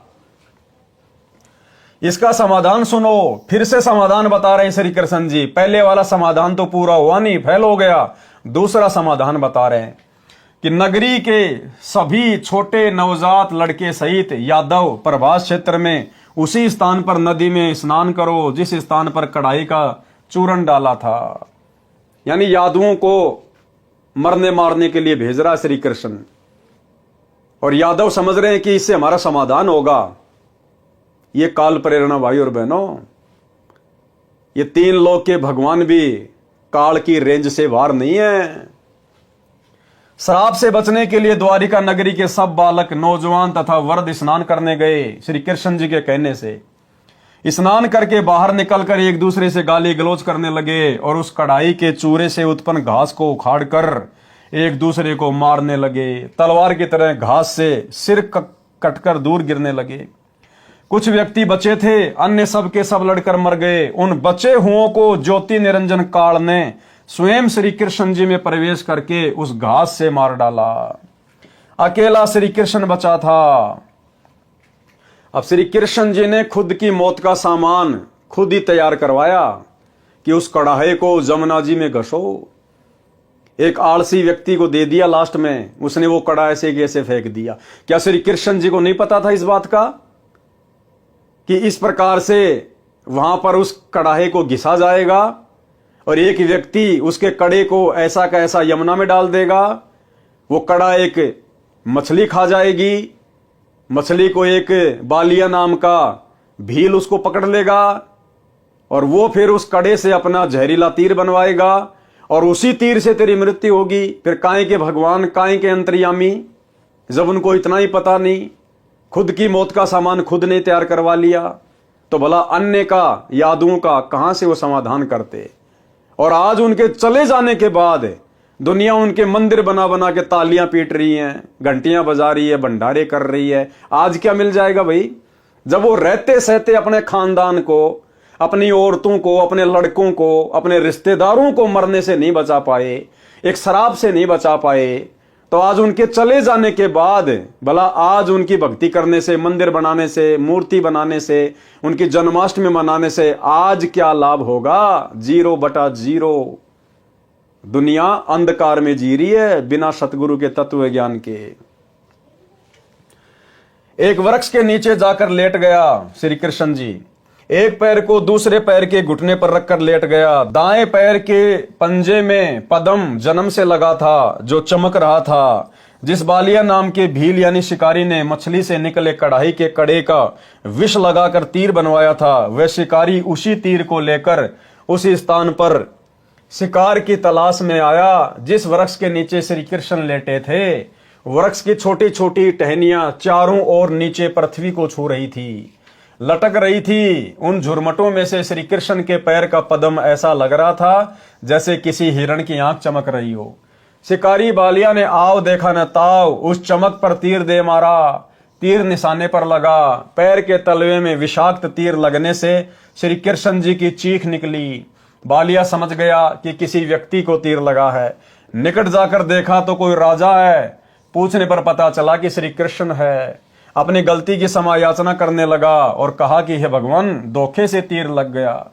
मैंने आपके पैर के पद्म की चमक मृग की आंख जैसी लगी, क्षमा करो। श्री कृष्ण ने कहा कि बालिया, तेरा कोई दोष नहीं है, होनी प्रबल होती है।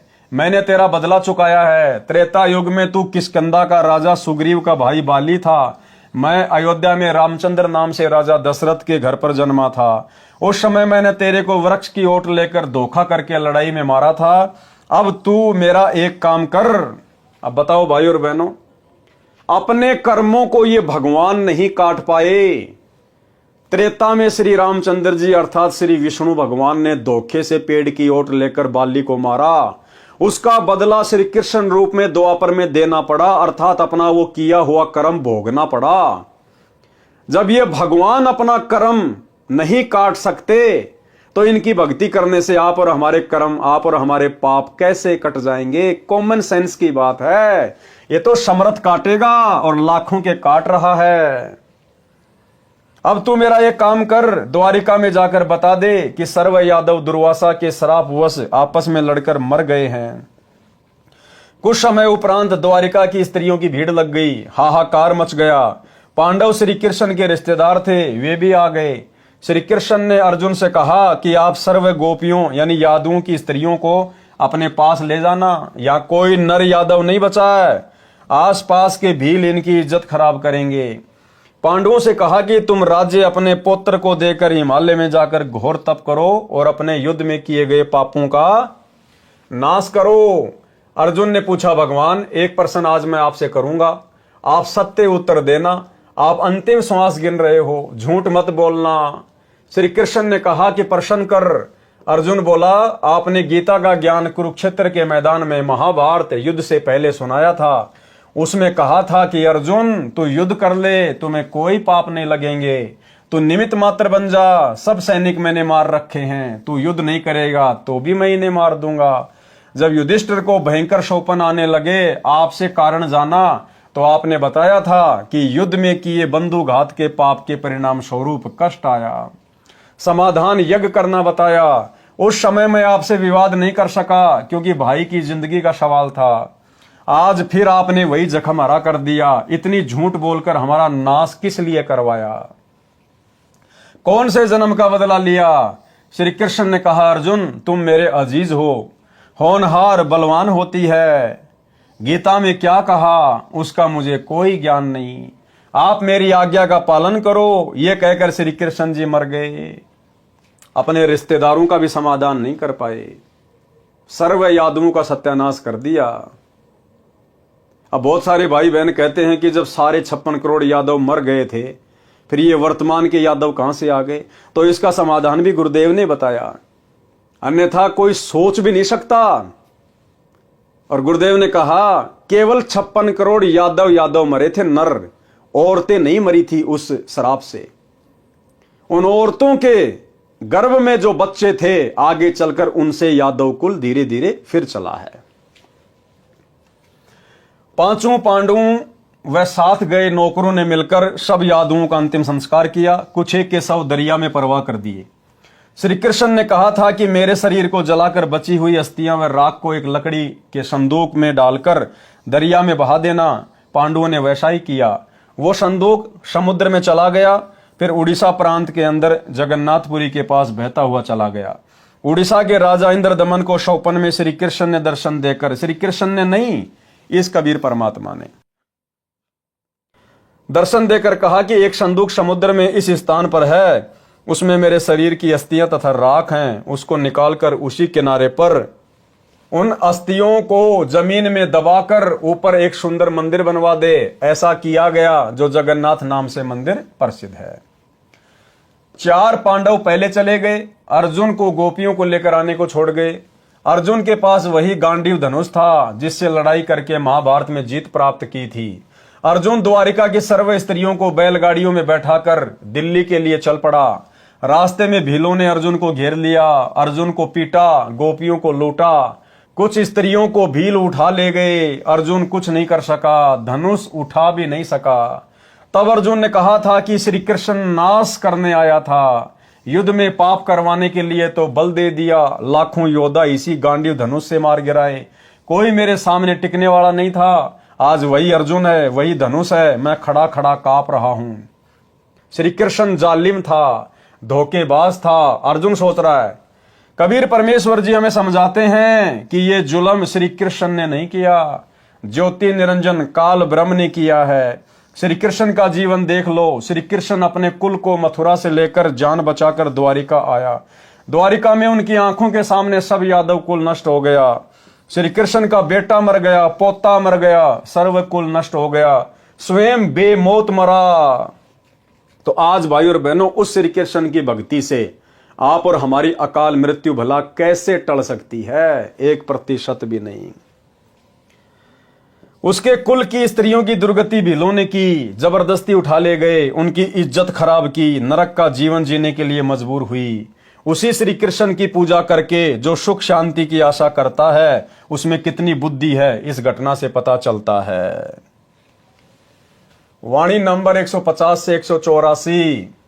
ग्रीब दुर्वासा काली सीला ब्रज बली तिहु लोक, अम्बरीश दरबार में तिन भी खाया धोक।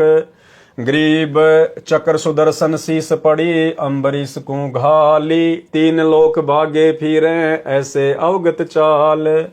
ग्रीब कलप किसी नहीं कीजिए, जो चाहे सो होए, दुर्वासा के छिपन को कहीं न पाई खोई। गरीब स्वर्ग मृत पाताल में चक्र सुदर्शन डीक, दुर्वासा के चक्कर से जरे नहीं अमरीश। गरीब चक्र अपूठा फिर गया चरण कवल को छूही, भक्ति विशंबर नाथ की देखी दूर बरदू। गरीब कोटि बजर को फूक दे चक्र सुदर्शन चूर, भक्ति वत्सल भगवान से रह पैड़ 10 दूर। गरीब दुर्वासा के दहन को रतीन जग में भेंट, 56 कोटि यादव गए देखी हेठ दर हेठ। गरीब शाग पत्र से छिक गए देखी भक्ति की रीति, जरे मरे नहीं तासते सतगुरु शब्द अतीत। गरीब अम्बरीश असला असल भक्ति मुक्ति का रूप, निश्वासर पद में रहे जहां छाया नहीं धूप। गरीब राजा के जोगी गए दुर्वासा ऋषि देव, चक्र चलाया घूर कर नहीं लई ऋषि सेव। गरीब दुर्वासा के शीस को चाल्या चक्र अचान, त्रिलोकी में ताश गमी कहीं न देऊं जान। गरीब श्वेत लोक विष्णु पूरी दुर्वासा चली जाए, तहां कबीर विष्णु रूप धरी कीनी देख सहाय। गरीब कृष्ण गुरु कसनी हुई और बचेगा कौन, 3 लोक भागे फिरे भर में 14 भुवन। गरीब भक्ति द्रोह ना कीजिए भक्ति द्रोह मम दोष, शिव ब्रह्मा नारद मुनि जिन्हें जरावे ठोक। गरीब भक्ति द्रोह रावण किया हिरणाकुश हिरणानाच, नारायण नरसिंह भये मम भगता है साच। गरीब मम भगता मम रूप है मम भगता मम प्राण, पंडु सताए कौरवा दुर्योधन क्षयमान। गरीब मम भगता मम प्राण है मम भगता मम देह, हिरणाकुश के उदर को पारत नहीं संदेह।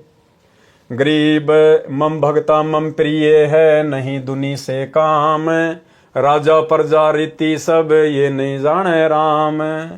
गरीब मम भगता के कारण रचे सकल भंडार, वाल्मीक ब्रह्मलोक में शंख कला उद्गार। गरीब रावण बाली भी हंडिया मम द्रोही मम जार, सीता सती कलंक क्या पदम 18 भार। गरीब मम द्रोही से ना बचूं छल बलो हनु प्राण, 52 हो बलि कह गए रया दोहू का मान। गरीब मम दोई मम साल है मेरे जन का दूत, कोटि जुगन काटोती से करूं जंगल का भूत। यहाँ परमात्मा ने अखंड पाठ की वाणियों में अपने मुख कमल से कहा है, गरीब मम द्रोही मम साला है। गरीब मम द्रोही मम साला है मेरे जन का दूत, कोटि जुगन काटोती से करूं जंगल का भूत। गरीब खान पान पावे नहीं जल तिरशाबो अंत, बस्ती में विचरे नहीं सूल फील गजदंत। गरीब मम द्रोही मम साला है मारो रज रज बीन, भवन सकल अरुलोक सब करो प्राण तिक्षीण। गरीब अर्धमुखी गर्भवास में हरदम बारंबार, जूनी भूत पिशाच की जब लग सृष्टि संहार। गरीब गर्भ जूनी में त्रास दूं जब लग धरणी आकाश, मारो तुस तुस बिन करी नहीं मिटे गर्भवास। गरीब प्राण निक दूं तास के 86 सृष्टि संजोग, संत 57 कल्प युग तासिर दीर्घ रोग। गरीब विष्णु ब्रह्मा शिव सुनो और शनकादिक चारी, 88 सहस जलेब में यामति मूड गंवारी। गरीब चक्र चले दुर्वासा परी, मैं बख्शो नहीं तो ही मम द्रोही तू दूसरा चरण कवल ऋषि जोही। गरीब दुर्वासा बोले तहाँ सुनो भक्ति के ईश, सुरग शातल लोक सब तुम पूर्ण जगदीश। गरीब तुमरे दर छूटे नहीं चक्र सुदर्शन चोट, कहाँ खंदाओ ईस जी बचो कौन सी ओट। गरीब अम्बरीश दरबार में जाओ निरसंदेह है, काल घटा पूठी पड़े मम द्रोही मुखे। गरीब दुर्वासा मृत्यु लोक को तुम जाओ तत्काल, ज्ञान ध्यान शास्त्रार्थ तजो बाद विद्या जंजाल। गरीब जब तप करनी काल है, बिन भक्ति बंधान, एक ही केवल नाम है, सो देवेंगे दान। गरीब मान बड़ाई कूकरी, डिग डम्फाण करंत, जिनके उर में ना बसो, जम छाती तोरंत। सारांश, सतयुग में अमरीश नाम के एक धार्मिक राजा हुए। वही आत्मा त्रेता युग में राजा जनक हुए, जो सीता जी के पिता थे। वही राजा अमरीश अब राजा जनक वाली आत्मा कलयुग में श्री नानक देव सिख धर्म के प्रवर्तक हुए। और भाई साहब, वो नानक जी अभी तक पार नहीं हो पाए, क्योंकि पार होने का समय तो भाई और बहनों कलयुग की बिचली पीढ़ी है। नानक जी भी 64 लाख आत्माओं में से एक थी, और 64 के 64 लाख भाई और बहनों 650 साल पहले गुरु को परमात्मा ना मानकर फैल हो चुके थे। तो श्री नानक जी भी अभी तक यहीं फंसे पड़े हैं।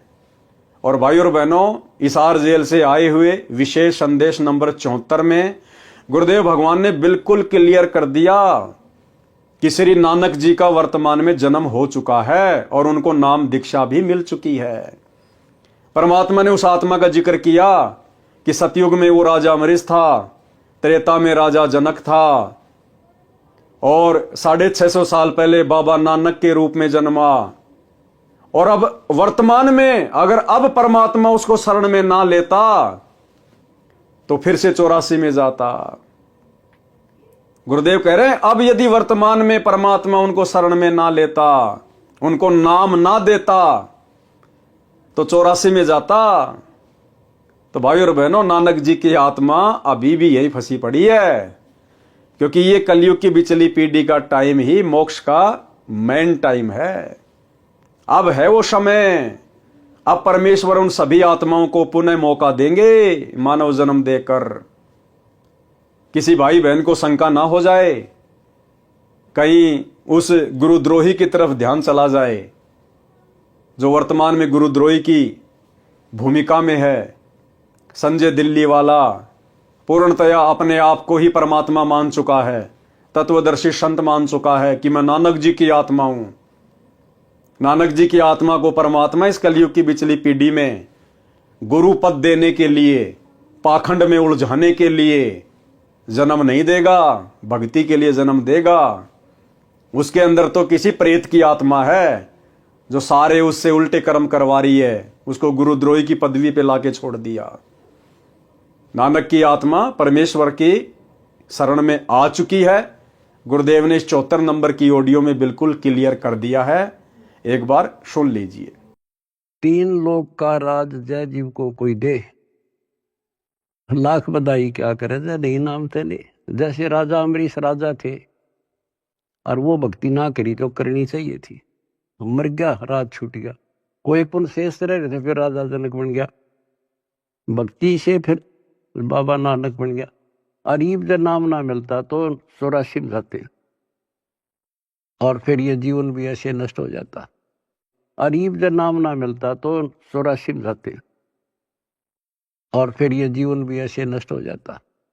अरीब जब नाम ना मिलता तो 84 में जाते, और फिर ये जीवन भी ऐसे नष्ट हो जाता।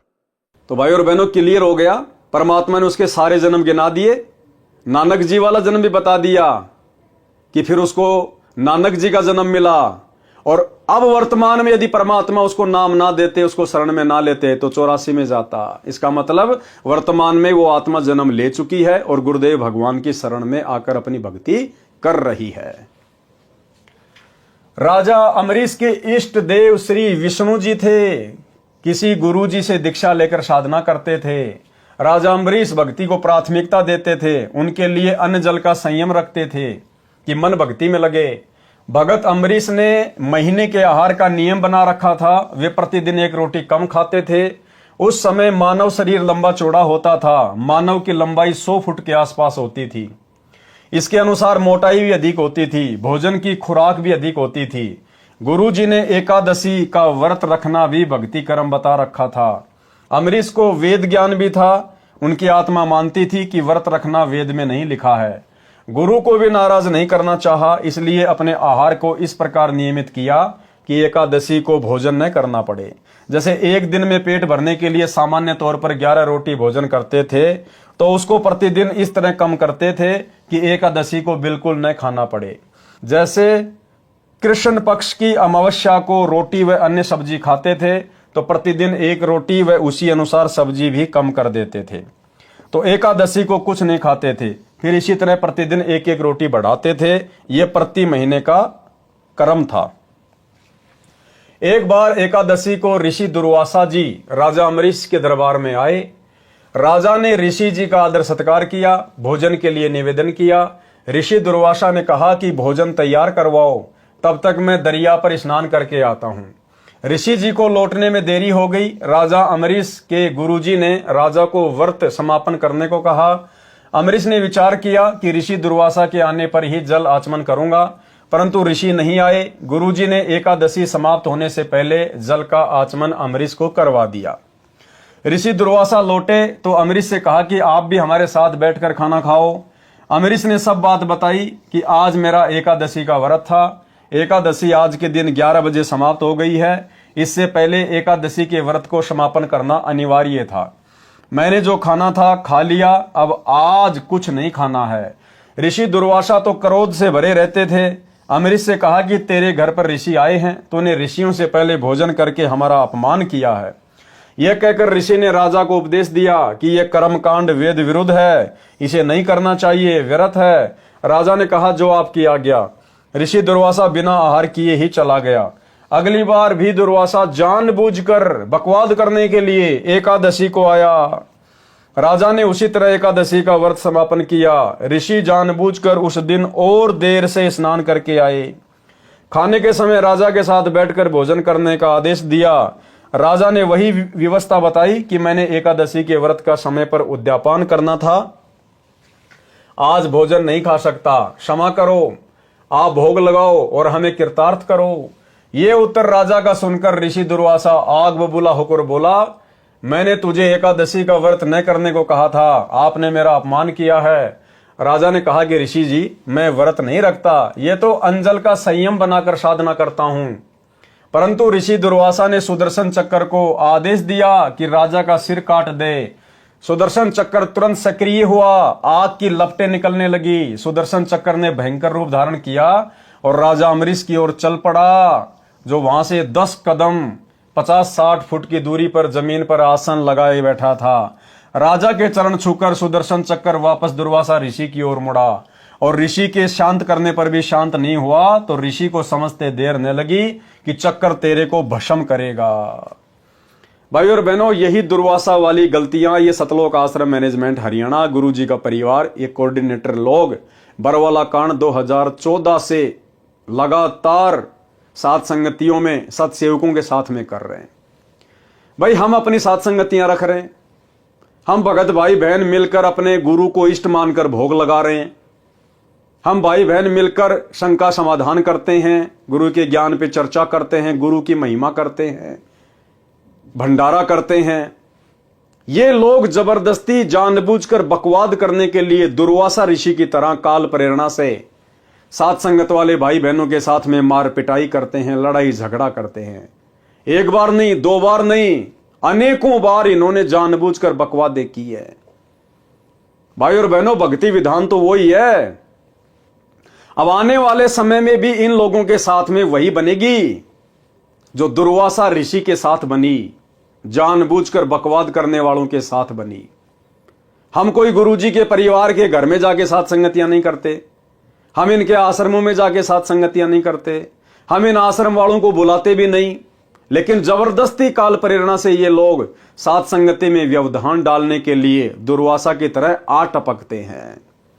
तो भाई और बहनों, ये जानबूझकर बकवाद करते हैं और आने वाले समय में भक्ति विधान अनुसार इनके साथ में वही बनेगी जो दुर्वासा के साथ में बनी। क्या कहा परमात्मा ने आगे? तो ऋषि को समझते देर न लगी कि चक्कर तेरे को भस्म करेगा। अपने प्राणों की रक्षा के लिए पहले अपने इष्ट देव श्री शिव जी के पास गए, सब बात बताई तथा रक्षा की प्रार्थना की। श्री शिव जी से भी सुदर्शन चक्र शांत नहीं हुआ, तो ऋषि से कहा कि भाग भाग, हमें भी मरवाएगा। ऋषि दुर्वासा श्री ब्रह्मा जी के पास गया, वहां से भी भगा दिया और बताया कि विष्णु के पास जा अम्बरीश विष्णु का भगत है। दुर्वासा को भी पता था, इसलिए वहां नहीं जाना चाहता था, परंतु मरता क्या न करता वाली बात सामने थी। ऋषि दुर्वासा सिद्धि से उड़े जा रहा था श्री विष्णु के रूप में। अब देखो वहां कौन बैठे थे श्री विष्णु के रूप में? श्री विष्णु के रूप में परमात्मा पूर्ण ब्रह्म। कौन? सतगुरु रामपाल जी भगवान, ये कबीर देव 33 करोड़ देवताओं की सभा लगाए हुए थे। परमात्मा को सब पता था कि दुर्वासा विष्णु के पास जाएगा, इसलिए विष्णु के सभा स्थल से 10 योजन दूर, एक योजन में 4 कोस होती हैं, एक कोस में 3 किलोमीटर यानी 120 किलोमीटर दूर लीला करने के लिए सभा लगाए हुए थे। परमात्मा भगत की महिमा बनाते हैं। ऋषि दुर्वासा कभी पीछे मुड़कर सुदर्शन चक्कर की ओर देख रहा था कि कितना दूर पीछे है, तो कभी आगे को देखकर उड़ा जा रहा था। जैसे भगवान शंकर भस्मासुर को देख देख कर आगे की ओर भगा जा रहा था। परमात्मा के दरबार में पृथ्वी पर चलकर दौड़कर गया। तब परमात्मा ने पूछा कि ऋषि जी कैसे स्पीड खींच रखी है, यह सुदर्शन चक्कर तेरे पीछे पीछे किस कारण से लगा है? भाई और बहनों, सुकर्मी पतिव्रता के अंग की वाणी। और फिर परमात्मा ने समाधान बताया उसको कि भैया मेरे भगत के साथ में अगर बकवाद करोगे तो तुम्हारा यही असर होगा, और वापस जाओ, मेरे भगत से समायाचना करो, उसके पैर पकड़ो, नाक रगड़ो, तब तुम्हें इस कर्म दंड से माफी मिलेगी, नहीं तो तेरा सुदर्शन चक्कर गर्दन उतारेगा तेरी। अब वो मरता क्या ना करता। अब उसको विश्वास भी नहीं हो रहा था कि भगवान मैं भी आपका पुजारी, अम्बरीश भी आपका पुजारी, फिर ये सुदर्शन चक्कर अम्बरीश ही कैसे शांत करेगा यदि आप नहीं कर रहे तो। लेकिन परमात्मा ने तो अपने भगत की महिमा बनानी थी। सुकर्मी पतिव्रता के अंग की वाणी से, वाणी नंबर 95। गरीब बूझे बिशंबर नाथ, चक्कर क्यों चोट चलाई, क्या गुस्ताखी कीनी, कथा मोहे बेग सुनाई। अर्थात परमात्मा ने विष्णु रूप में ऋषि दुर्वासा से पूछा कि सुदर्शन चक्कर ने आपके ऊपर आक्रमण किस कारण से किया, शीघ्र बताओ क्या शरारत की है। दुर्वासा ने बताया, वाणी नंबर 96 से 100। गरीब अम्बरीश मृतलोक बसै, एक राजा सूचा, करे एकादश व्रत, ज्ञान कछु अधिक ऊंचा। गरीब हम कीन्या ब्रह्म ज्ञान, उन्हें सरगुण उपदेशा, छाड़ एकादश व्रत, कहा हम लग्या अंदेशा। गरीब हम दीन्या चक्कर चलाई, काटी सिर इसका लीजे, ओ चक्कर पग छूही उलट करी, दिग्विजय कीजे। गरीब हम भागे भय खाई, चक्कर छूटे गए नारा, 3 लोक में गवन किए, राखे नहीं किने अधारा। गरीब अब आए तुम पास, जान राई जानत सोई, हमको ल्यो छिपाई, चक्कर मारे नहीं मोही। सारांश, मृत लोक यानी पृथ्वी के ऊपर अम्बरीश नाम का एक सच्चा सोचा राजा निवास करता है। वह एकादशी का व्रत करता है, परंतु उसका ज्ञान उत्तम है। सारी सच्चाई बता दी वहां तो उसने। मैंने उनको ज्ञान समझाया और कहा कि आप एकादशी का व्रत त्याग दो, परंतु राजा अपनी बात को ऊपर रखते हुए अपना ज्ञान बोलने लगा। इससे मुझे क्रोध आ गया। मैंने सुदर्शन चक्कर को आज्ञा दी कि राजा अम्बरीश का सिर काट दे। सुदर्शन चक्कर चला और राजा के चरण छूकर उल्टा मेरे को मारने के लिए चल पड़ा। मैं डरकर भागा, तीनों लोकों में रक्षा के लिए गया, परंतु किसी ने शरण नहीं दी। हे जानी जान, अब मैं आपकी शरण में आया हूं, मेरे को छुपा लो, सुदर्शन चक्कर मुझे मारे ना, मेरी रक्षा करो। भाई और बहनों, ऐसी बात नहीं है। परमात्मा ने कहा कि सुदर्शन चक्कर को विष्णु भी शांत कर सकता था, ब्रह्मा भी कर सकता था, लेकिन वो सुदर्शन चक्कर श्री विष्णु जी ने नहीं छोड़ा था। वो सुदर्शन चक्कर श्री ब्रह्मा जी वाला नहीं था, शंकर जी वाला नहीं था। वो सुदर्शन चक्कर तो पूर्ण ब्रह्म परमात्मा कबीर देव सतगुरु रामपाल जी भगवान ने छोड़ा था, और उनके द्वारा छोड़ी गई शब्द शक्ति को उनके अलावा कोई भी नहीं रोक सकता। वाणी नंबर 101 से 103, 107 से 111, 115। गरीब हंसे विशंबर नाथ, ऋषिजन तू ज्ञान ही ना, अम्बरीश दरबार तुम क्यों दिग्विजय की ना। गरीब अम्बरीश रणधीर, सती सूरा सतवादी, तुम दुर्वासा देव फिरो ज्ञानन के वादी। गरीब निर्गुण सरगुण भक्ति, सब उनके हैं देवा, उर में रहे छिपाई, कहे कोनन से भेवा। गरीब तुम ऋषि जाओ बेगी अम्बरीश दरबारा, दूध बाद मिटी जाही हो तुम्हारा निस्तारा। गरीब चरण कमल चितलाई पढ़ो उनके दरबारा, वे कल्प वृक्ष स्वरूप कष्ट के मोचन हारा।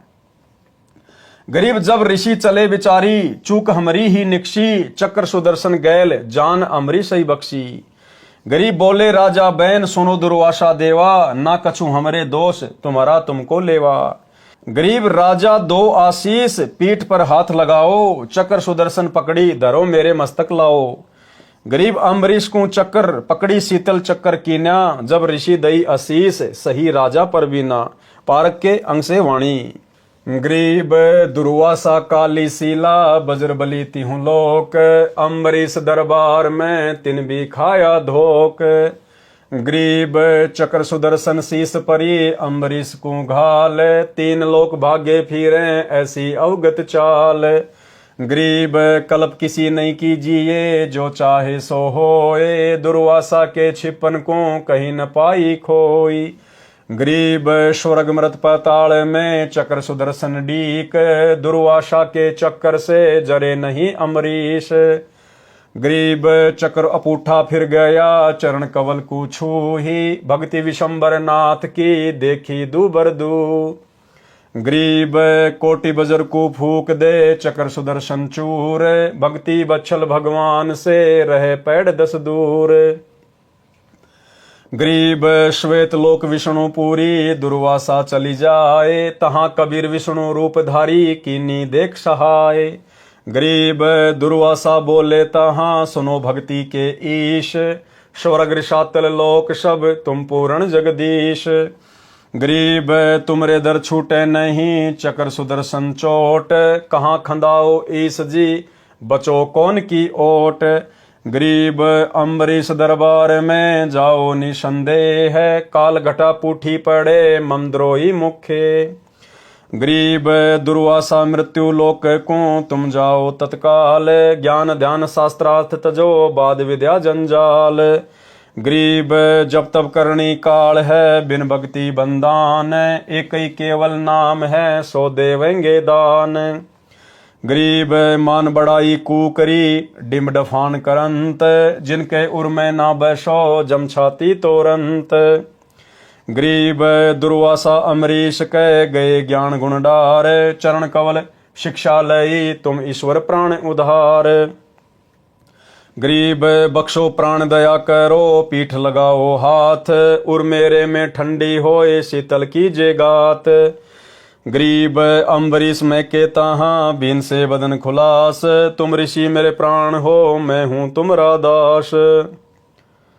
गरीब चक्र सुदर्शन शीस धरी दीजो भक्ति की आन, मैं चेरा चरणा रहूं बख्शो मेरे प्राण। गरीब चक्र सुदर्शन पकड़ कर अम्बरीश बैठाए, दुर्वासा पर मेहर करी चलो भक्ति के भाई। अचला के अंग से वाणी। वाणी नंबर 130 से 134। गरीब दुर्वासा कैसे बचे अम्बरीश के चोर, परमेश्वर बिच कर परे चक्र सुदर्शन जोर। गरीब जोरा देखा चक्कर का जब उठे जगदीश, खंड खंड करी नाखी है तोर बगावे शीस। गरीब भक्ति द्रोह काहे किया रेसठ मूड गंवार, चरण कमल तुम धोपी वो अम्बरीश दरबार। गरीब दुर्वासा पूठे फिरे जाया किया प्रणाम, अम्बरीश स्त्र किए चरण कमल का ध्यान। गरीब जय जय जय अम्बरीश तुम जय जय जय भक्ति विशेष, तीन लोक की मांड में रखी हमारी टेक। शुकर्मी पतिव्रता के अंग का सारांश। दुर्वासा के ये वचन सुनकर परमात्मा जी हंसने लगे और बोले कि ऋषि तू ज्ञानहीन है, अम्बरीश के दरबार में झगड़ा क्यों किया। इसी प्रकार आने वाले समय में परमात्मा इनको धमकाएंगे, आश्रम वालों को, कोऑर्डिनेटरों को, अपने बेटा बेटियों को, भाई को, कि नालायकों वो अपनी भक्ति कर रहे थे। अरे वो अपनी कर रहे थे, तुम अपनी कर रहे थे, वो तुम्हारे घर पे आके थोड़ी कर रहे थे, आश्रमों में थोड़ी कर रहे थे। जैसा उन्होंने मेरी भक्ति को समझा वो कर रहे थे। तुमने वहां जाकर व्यर्थ में वाद विवाद क्यों किया, लड़ाई झगड़ा क्यों पैदा किया। तो भाई और बहनों अंत में इनको माफी मांगनी पड़ेगी। लेकिन ये कलयुग की बिचली पीढ़ी है भाई और बहनों, वर्तमान में परमात्मा के नहीं भक्तों की महिमा नहीं बनाएंगे, वर्तमान में तो गुरुदेव भगवान की ही महिमा बनेगी। और इन मूर्खों ने अपने गुरुदेव से नाक रगड़ रगड़ के अंत में माफी मांगनी पड़ेगी। सतलोक आश्रम मैनेजमेंट वालों ने, गुरुदेव के कलयुगी परिवार वालों ने। दुर्वासा के ये वचन सुनकर परमात्मा जी हंसने लगे और बोले कि ऋषि तू ज्ञानहीन है, अमरीश के दरबार में झगड़ा क्यों किया? अमरीश राजा तो पूर्ण रूप से मेरे में समर्पित है, जिस प्रकार सत्सेवक भाई बहन अपने गुरुजी में समर्पित होकर साथ संगतियां रखते हैं, सत्य वक्ता हैं, यानी ज्ञान आधार से चर्चा करते हैं। हे दुर्वासा, तुम तो ज्ञान के वाद विवाद करने वाले महिमा के भूखे फिर रहे हो। अम्बरीश को निर्गुण तथा सरगुण दोनों प्रकार की साधना का ज्ञान है। हे ऋषि देव, वे उस सर्व ज्ञान को अपने हृदय में छिपाए हुए हैं, कोई जानना चाहता नहीं तो किसको भेद बताएं। हे ऋषि, तुम शीघ्र अम्बरीश के दरबार में जाओ, तुम्हारा सब अज्ञान अंधेरा समाप्त होगा, तुम्हारा कल्याण हो जाएगा। हे ऋषि दुर्वासा, तुम अम्बरीश के दरबार में जाकर उनके चरणों में गिरो, वे संकट के मोचन करने वाले हैं। अचला के अंक की वाणी का सारांश। ठीक इसी प्रकार भाई और बहनों, एक सत्संग में गुरुदेव ने स्पष्ट कर दिया अपनी संगत के लिए भी कि जैसे तुम आपस में झगड़ा करते हो और भले तुम दोनों भगत हैं, भले दो भगत हैं और आपस में झगड़ा कर रहे हैं, दोनों ने नाम भी ले रखा है, और एक भगत बेचारा कुछ नहीं कहता और एक जबरदस्ती उसको परेशान करता है।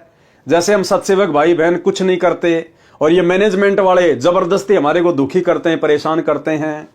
तो परमात्मा ने बताया जो भगत बेचारा शांत है, कुछ नहीं करता, ज्ञान आधार से भक्ति कर रहा है, उसकी तो परमात्मा रक्षा करेगा, और जो जबरदस्ती बकवाद करता है उसका परमात्मा बक्कल उतारेगा, दुर्वासा ऋषि की तरह।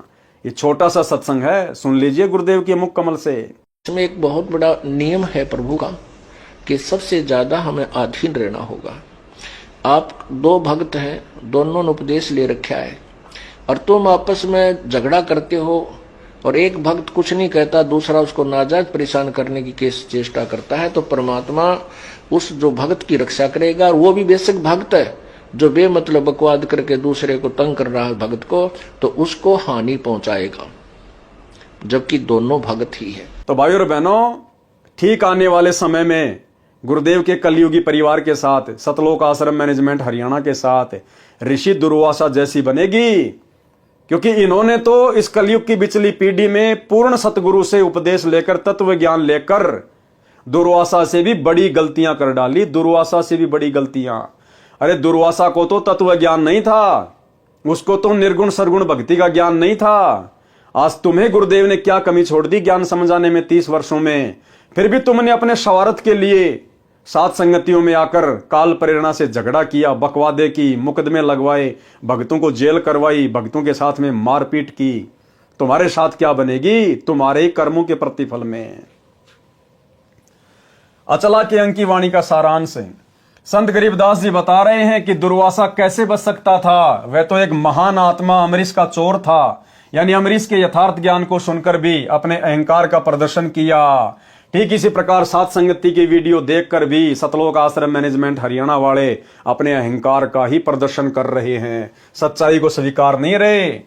वह तो परमेश्वर जी बीच में आ गए, अन्यथा सुदर्शन चक्र तो बहुत शक्तिशाली है। इसी प्रकार भाई और बहनों, जो कर्म वर्तमान में गुरुदेव का परिवार कर रहा है, कोऑर्डिनेटर कर रहे हैं, ये तो सतगुरु रामपाल जी भगवान इनका बीच बचाव कर रहे हैं, इनके बीच में पड़े हैं, नहीं तो इनके कर्मों का दंड बहुत भयंकर है। क्योंकि साध संगति सतगुरु रामपाल जी भगवान का यथार्थ 13वां कबीर पंथ है, और इनके 13वें पंथ को यानी सात संगतियों को रोकने का मतलब है ट्रेन की पटरी के ऊपर अंधे गधे के द्वारा लात चलाना। ये तो ड्राइवर समझदार है, परमात्मा है जो गाड़ी रोक के रखा हुआ है, अन्यथा वो गधा कहां जाके गिरे उसका अता पता भी नहीं पड़े। परमेश्वर जी ने सुदर्शन चक्र की उग्रता देखी, तब अपना आसन छोड़कर दुर्वासा की रक्षा के लिए उठे। विचार किया कि यदि बचाव नहीं किया तो ऋषि के टुकड़े टुकड़े करके मार डालेगा। हे मूर्ख गंवार ऋषि दुर्वासा, हे मूर्ख गंवार सतलोक आश्रम मैनेजमेंट हरियाणा वालों, तुमने भगत अमरीश के साथ द्रोह क्यों किया? तुमने सात संगत वाले सतसेवकों के साथ में झगड़ा क्यों किया? तुम अमरीश के दरबार में जाओ और चरण धोकर पीओ। पारक के अंक की वाणी का सारांश।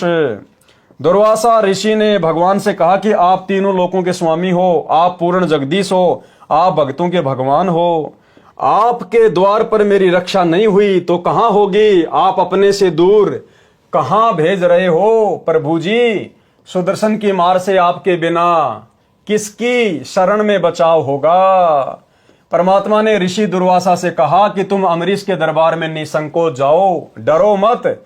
मेरे भगत के द्रोही का मुंह तो काला होता ही है। उस भगत द्रोही के मुख में राख यानी कालिक पड़ती है, यानी उसकी तो दुर्गति होती है। और आने वाले समय में इन सतलोक आश्रम मैनेजमेंट हरियाणा वालों के साथ यही हाल होगा।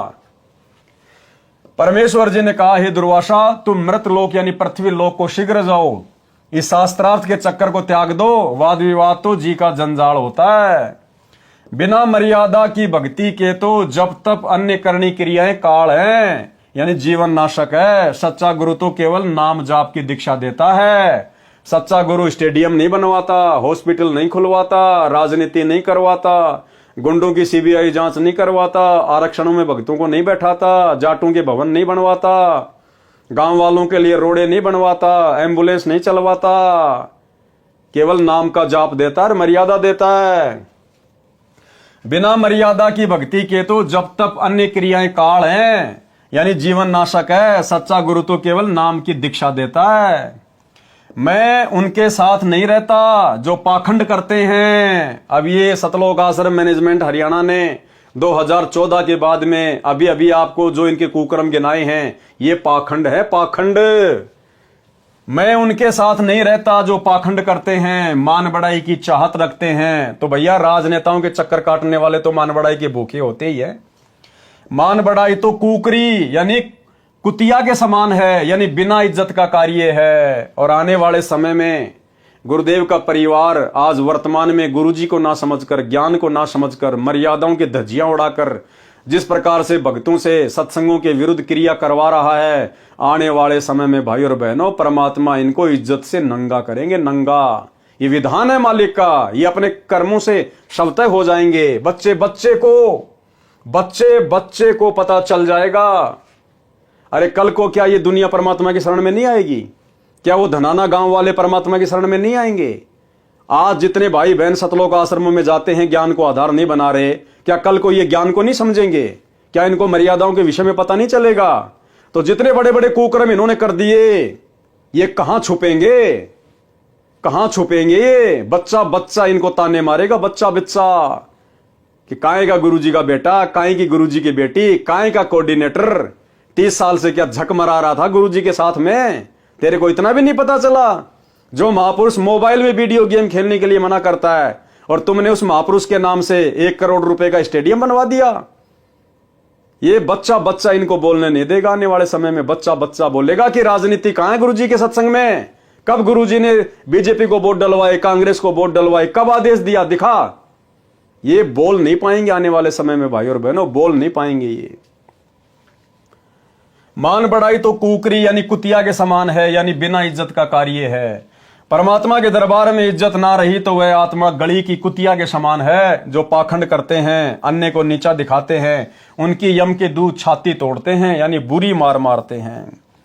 दुर्वासा ऋषि लौटकर राजा अम्बरीश के दरबार यानी राजभवन में गया। मरता क्या न करता, अपने ज्ञान को त्याग कर अपनी गलती मानकर कहा कि आप तो मेरे ईश्वर हो, मेरे प्राण आधार हो, दया करो, मेरे प्राणों की रक्षा करो, मेरी पीठ पर कृपया भरा हाथ रखो ताकि मेरा दिल शांत हो, कलेजे को ठंडक पड़े, मेरा भय समाप्त हो।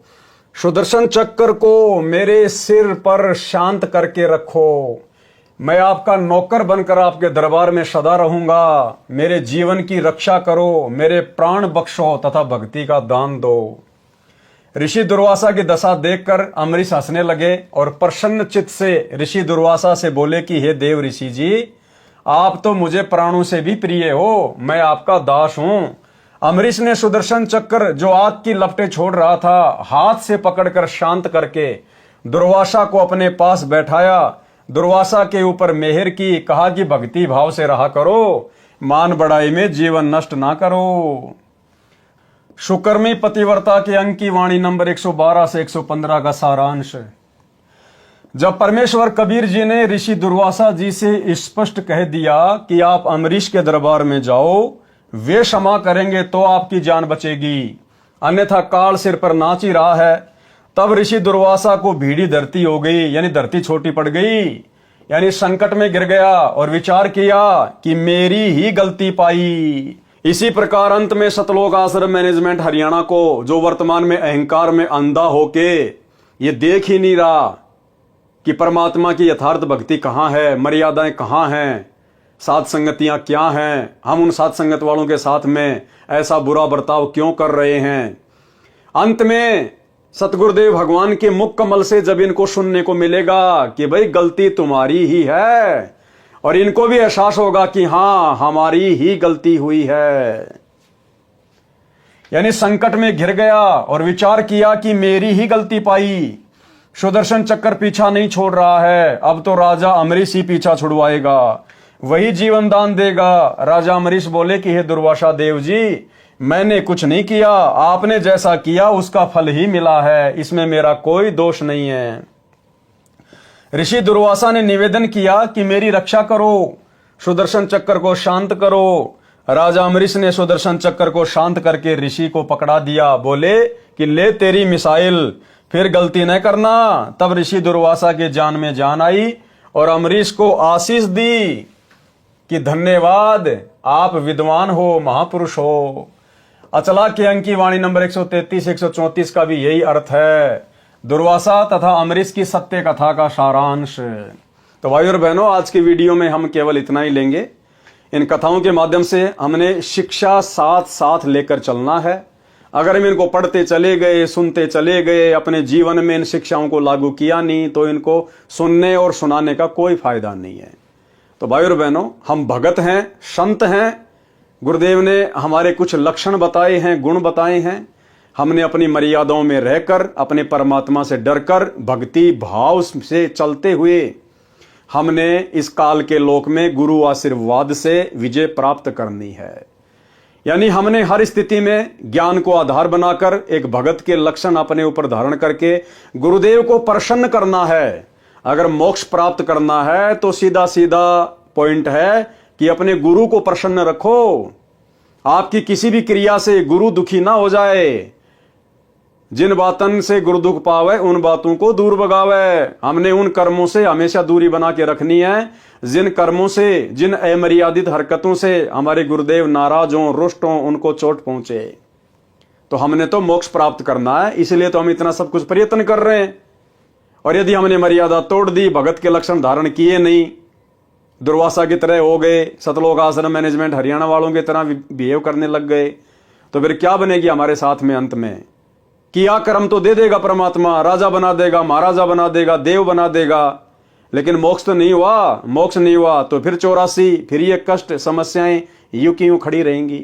तो भाई और बहनों, हमने तो हर हाल में सहन करते हुए आगे बढ़ना है। जैसे हमारे गुरुदेव भगवान एक भगत की भूमिका करते हुए सबकी गालियां, सबकी मार पिटाई, सबके लांछन, सबके व्यंग, ताने, जेल सहन करते हुए निरंतर भक्ति मार्ग पर आगे बढ़ रहे हैं।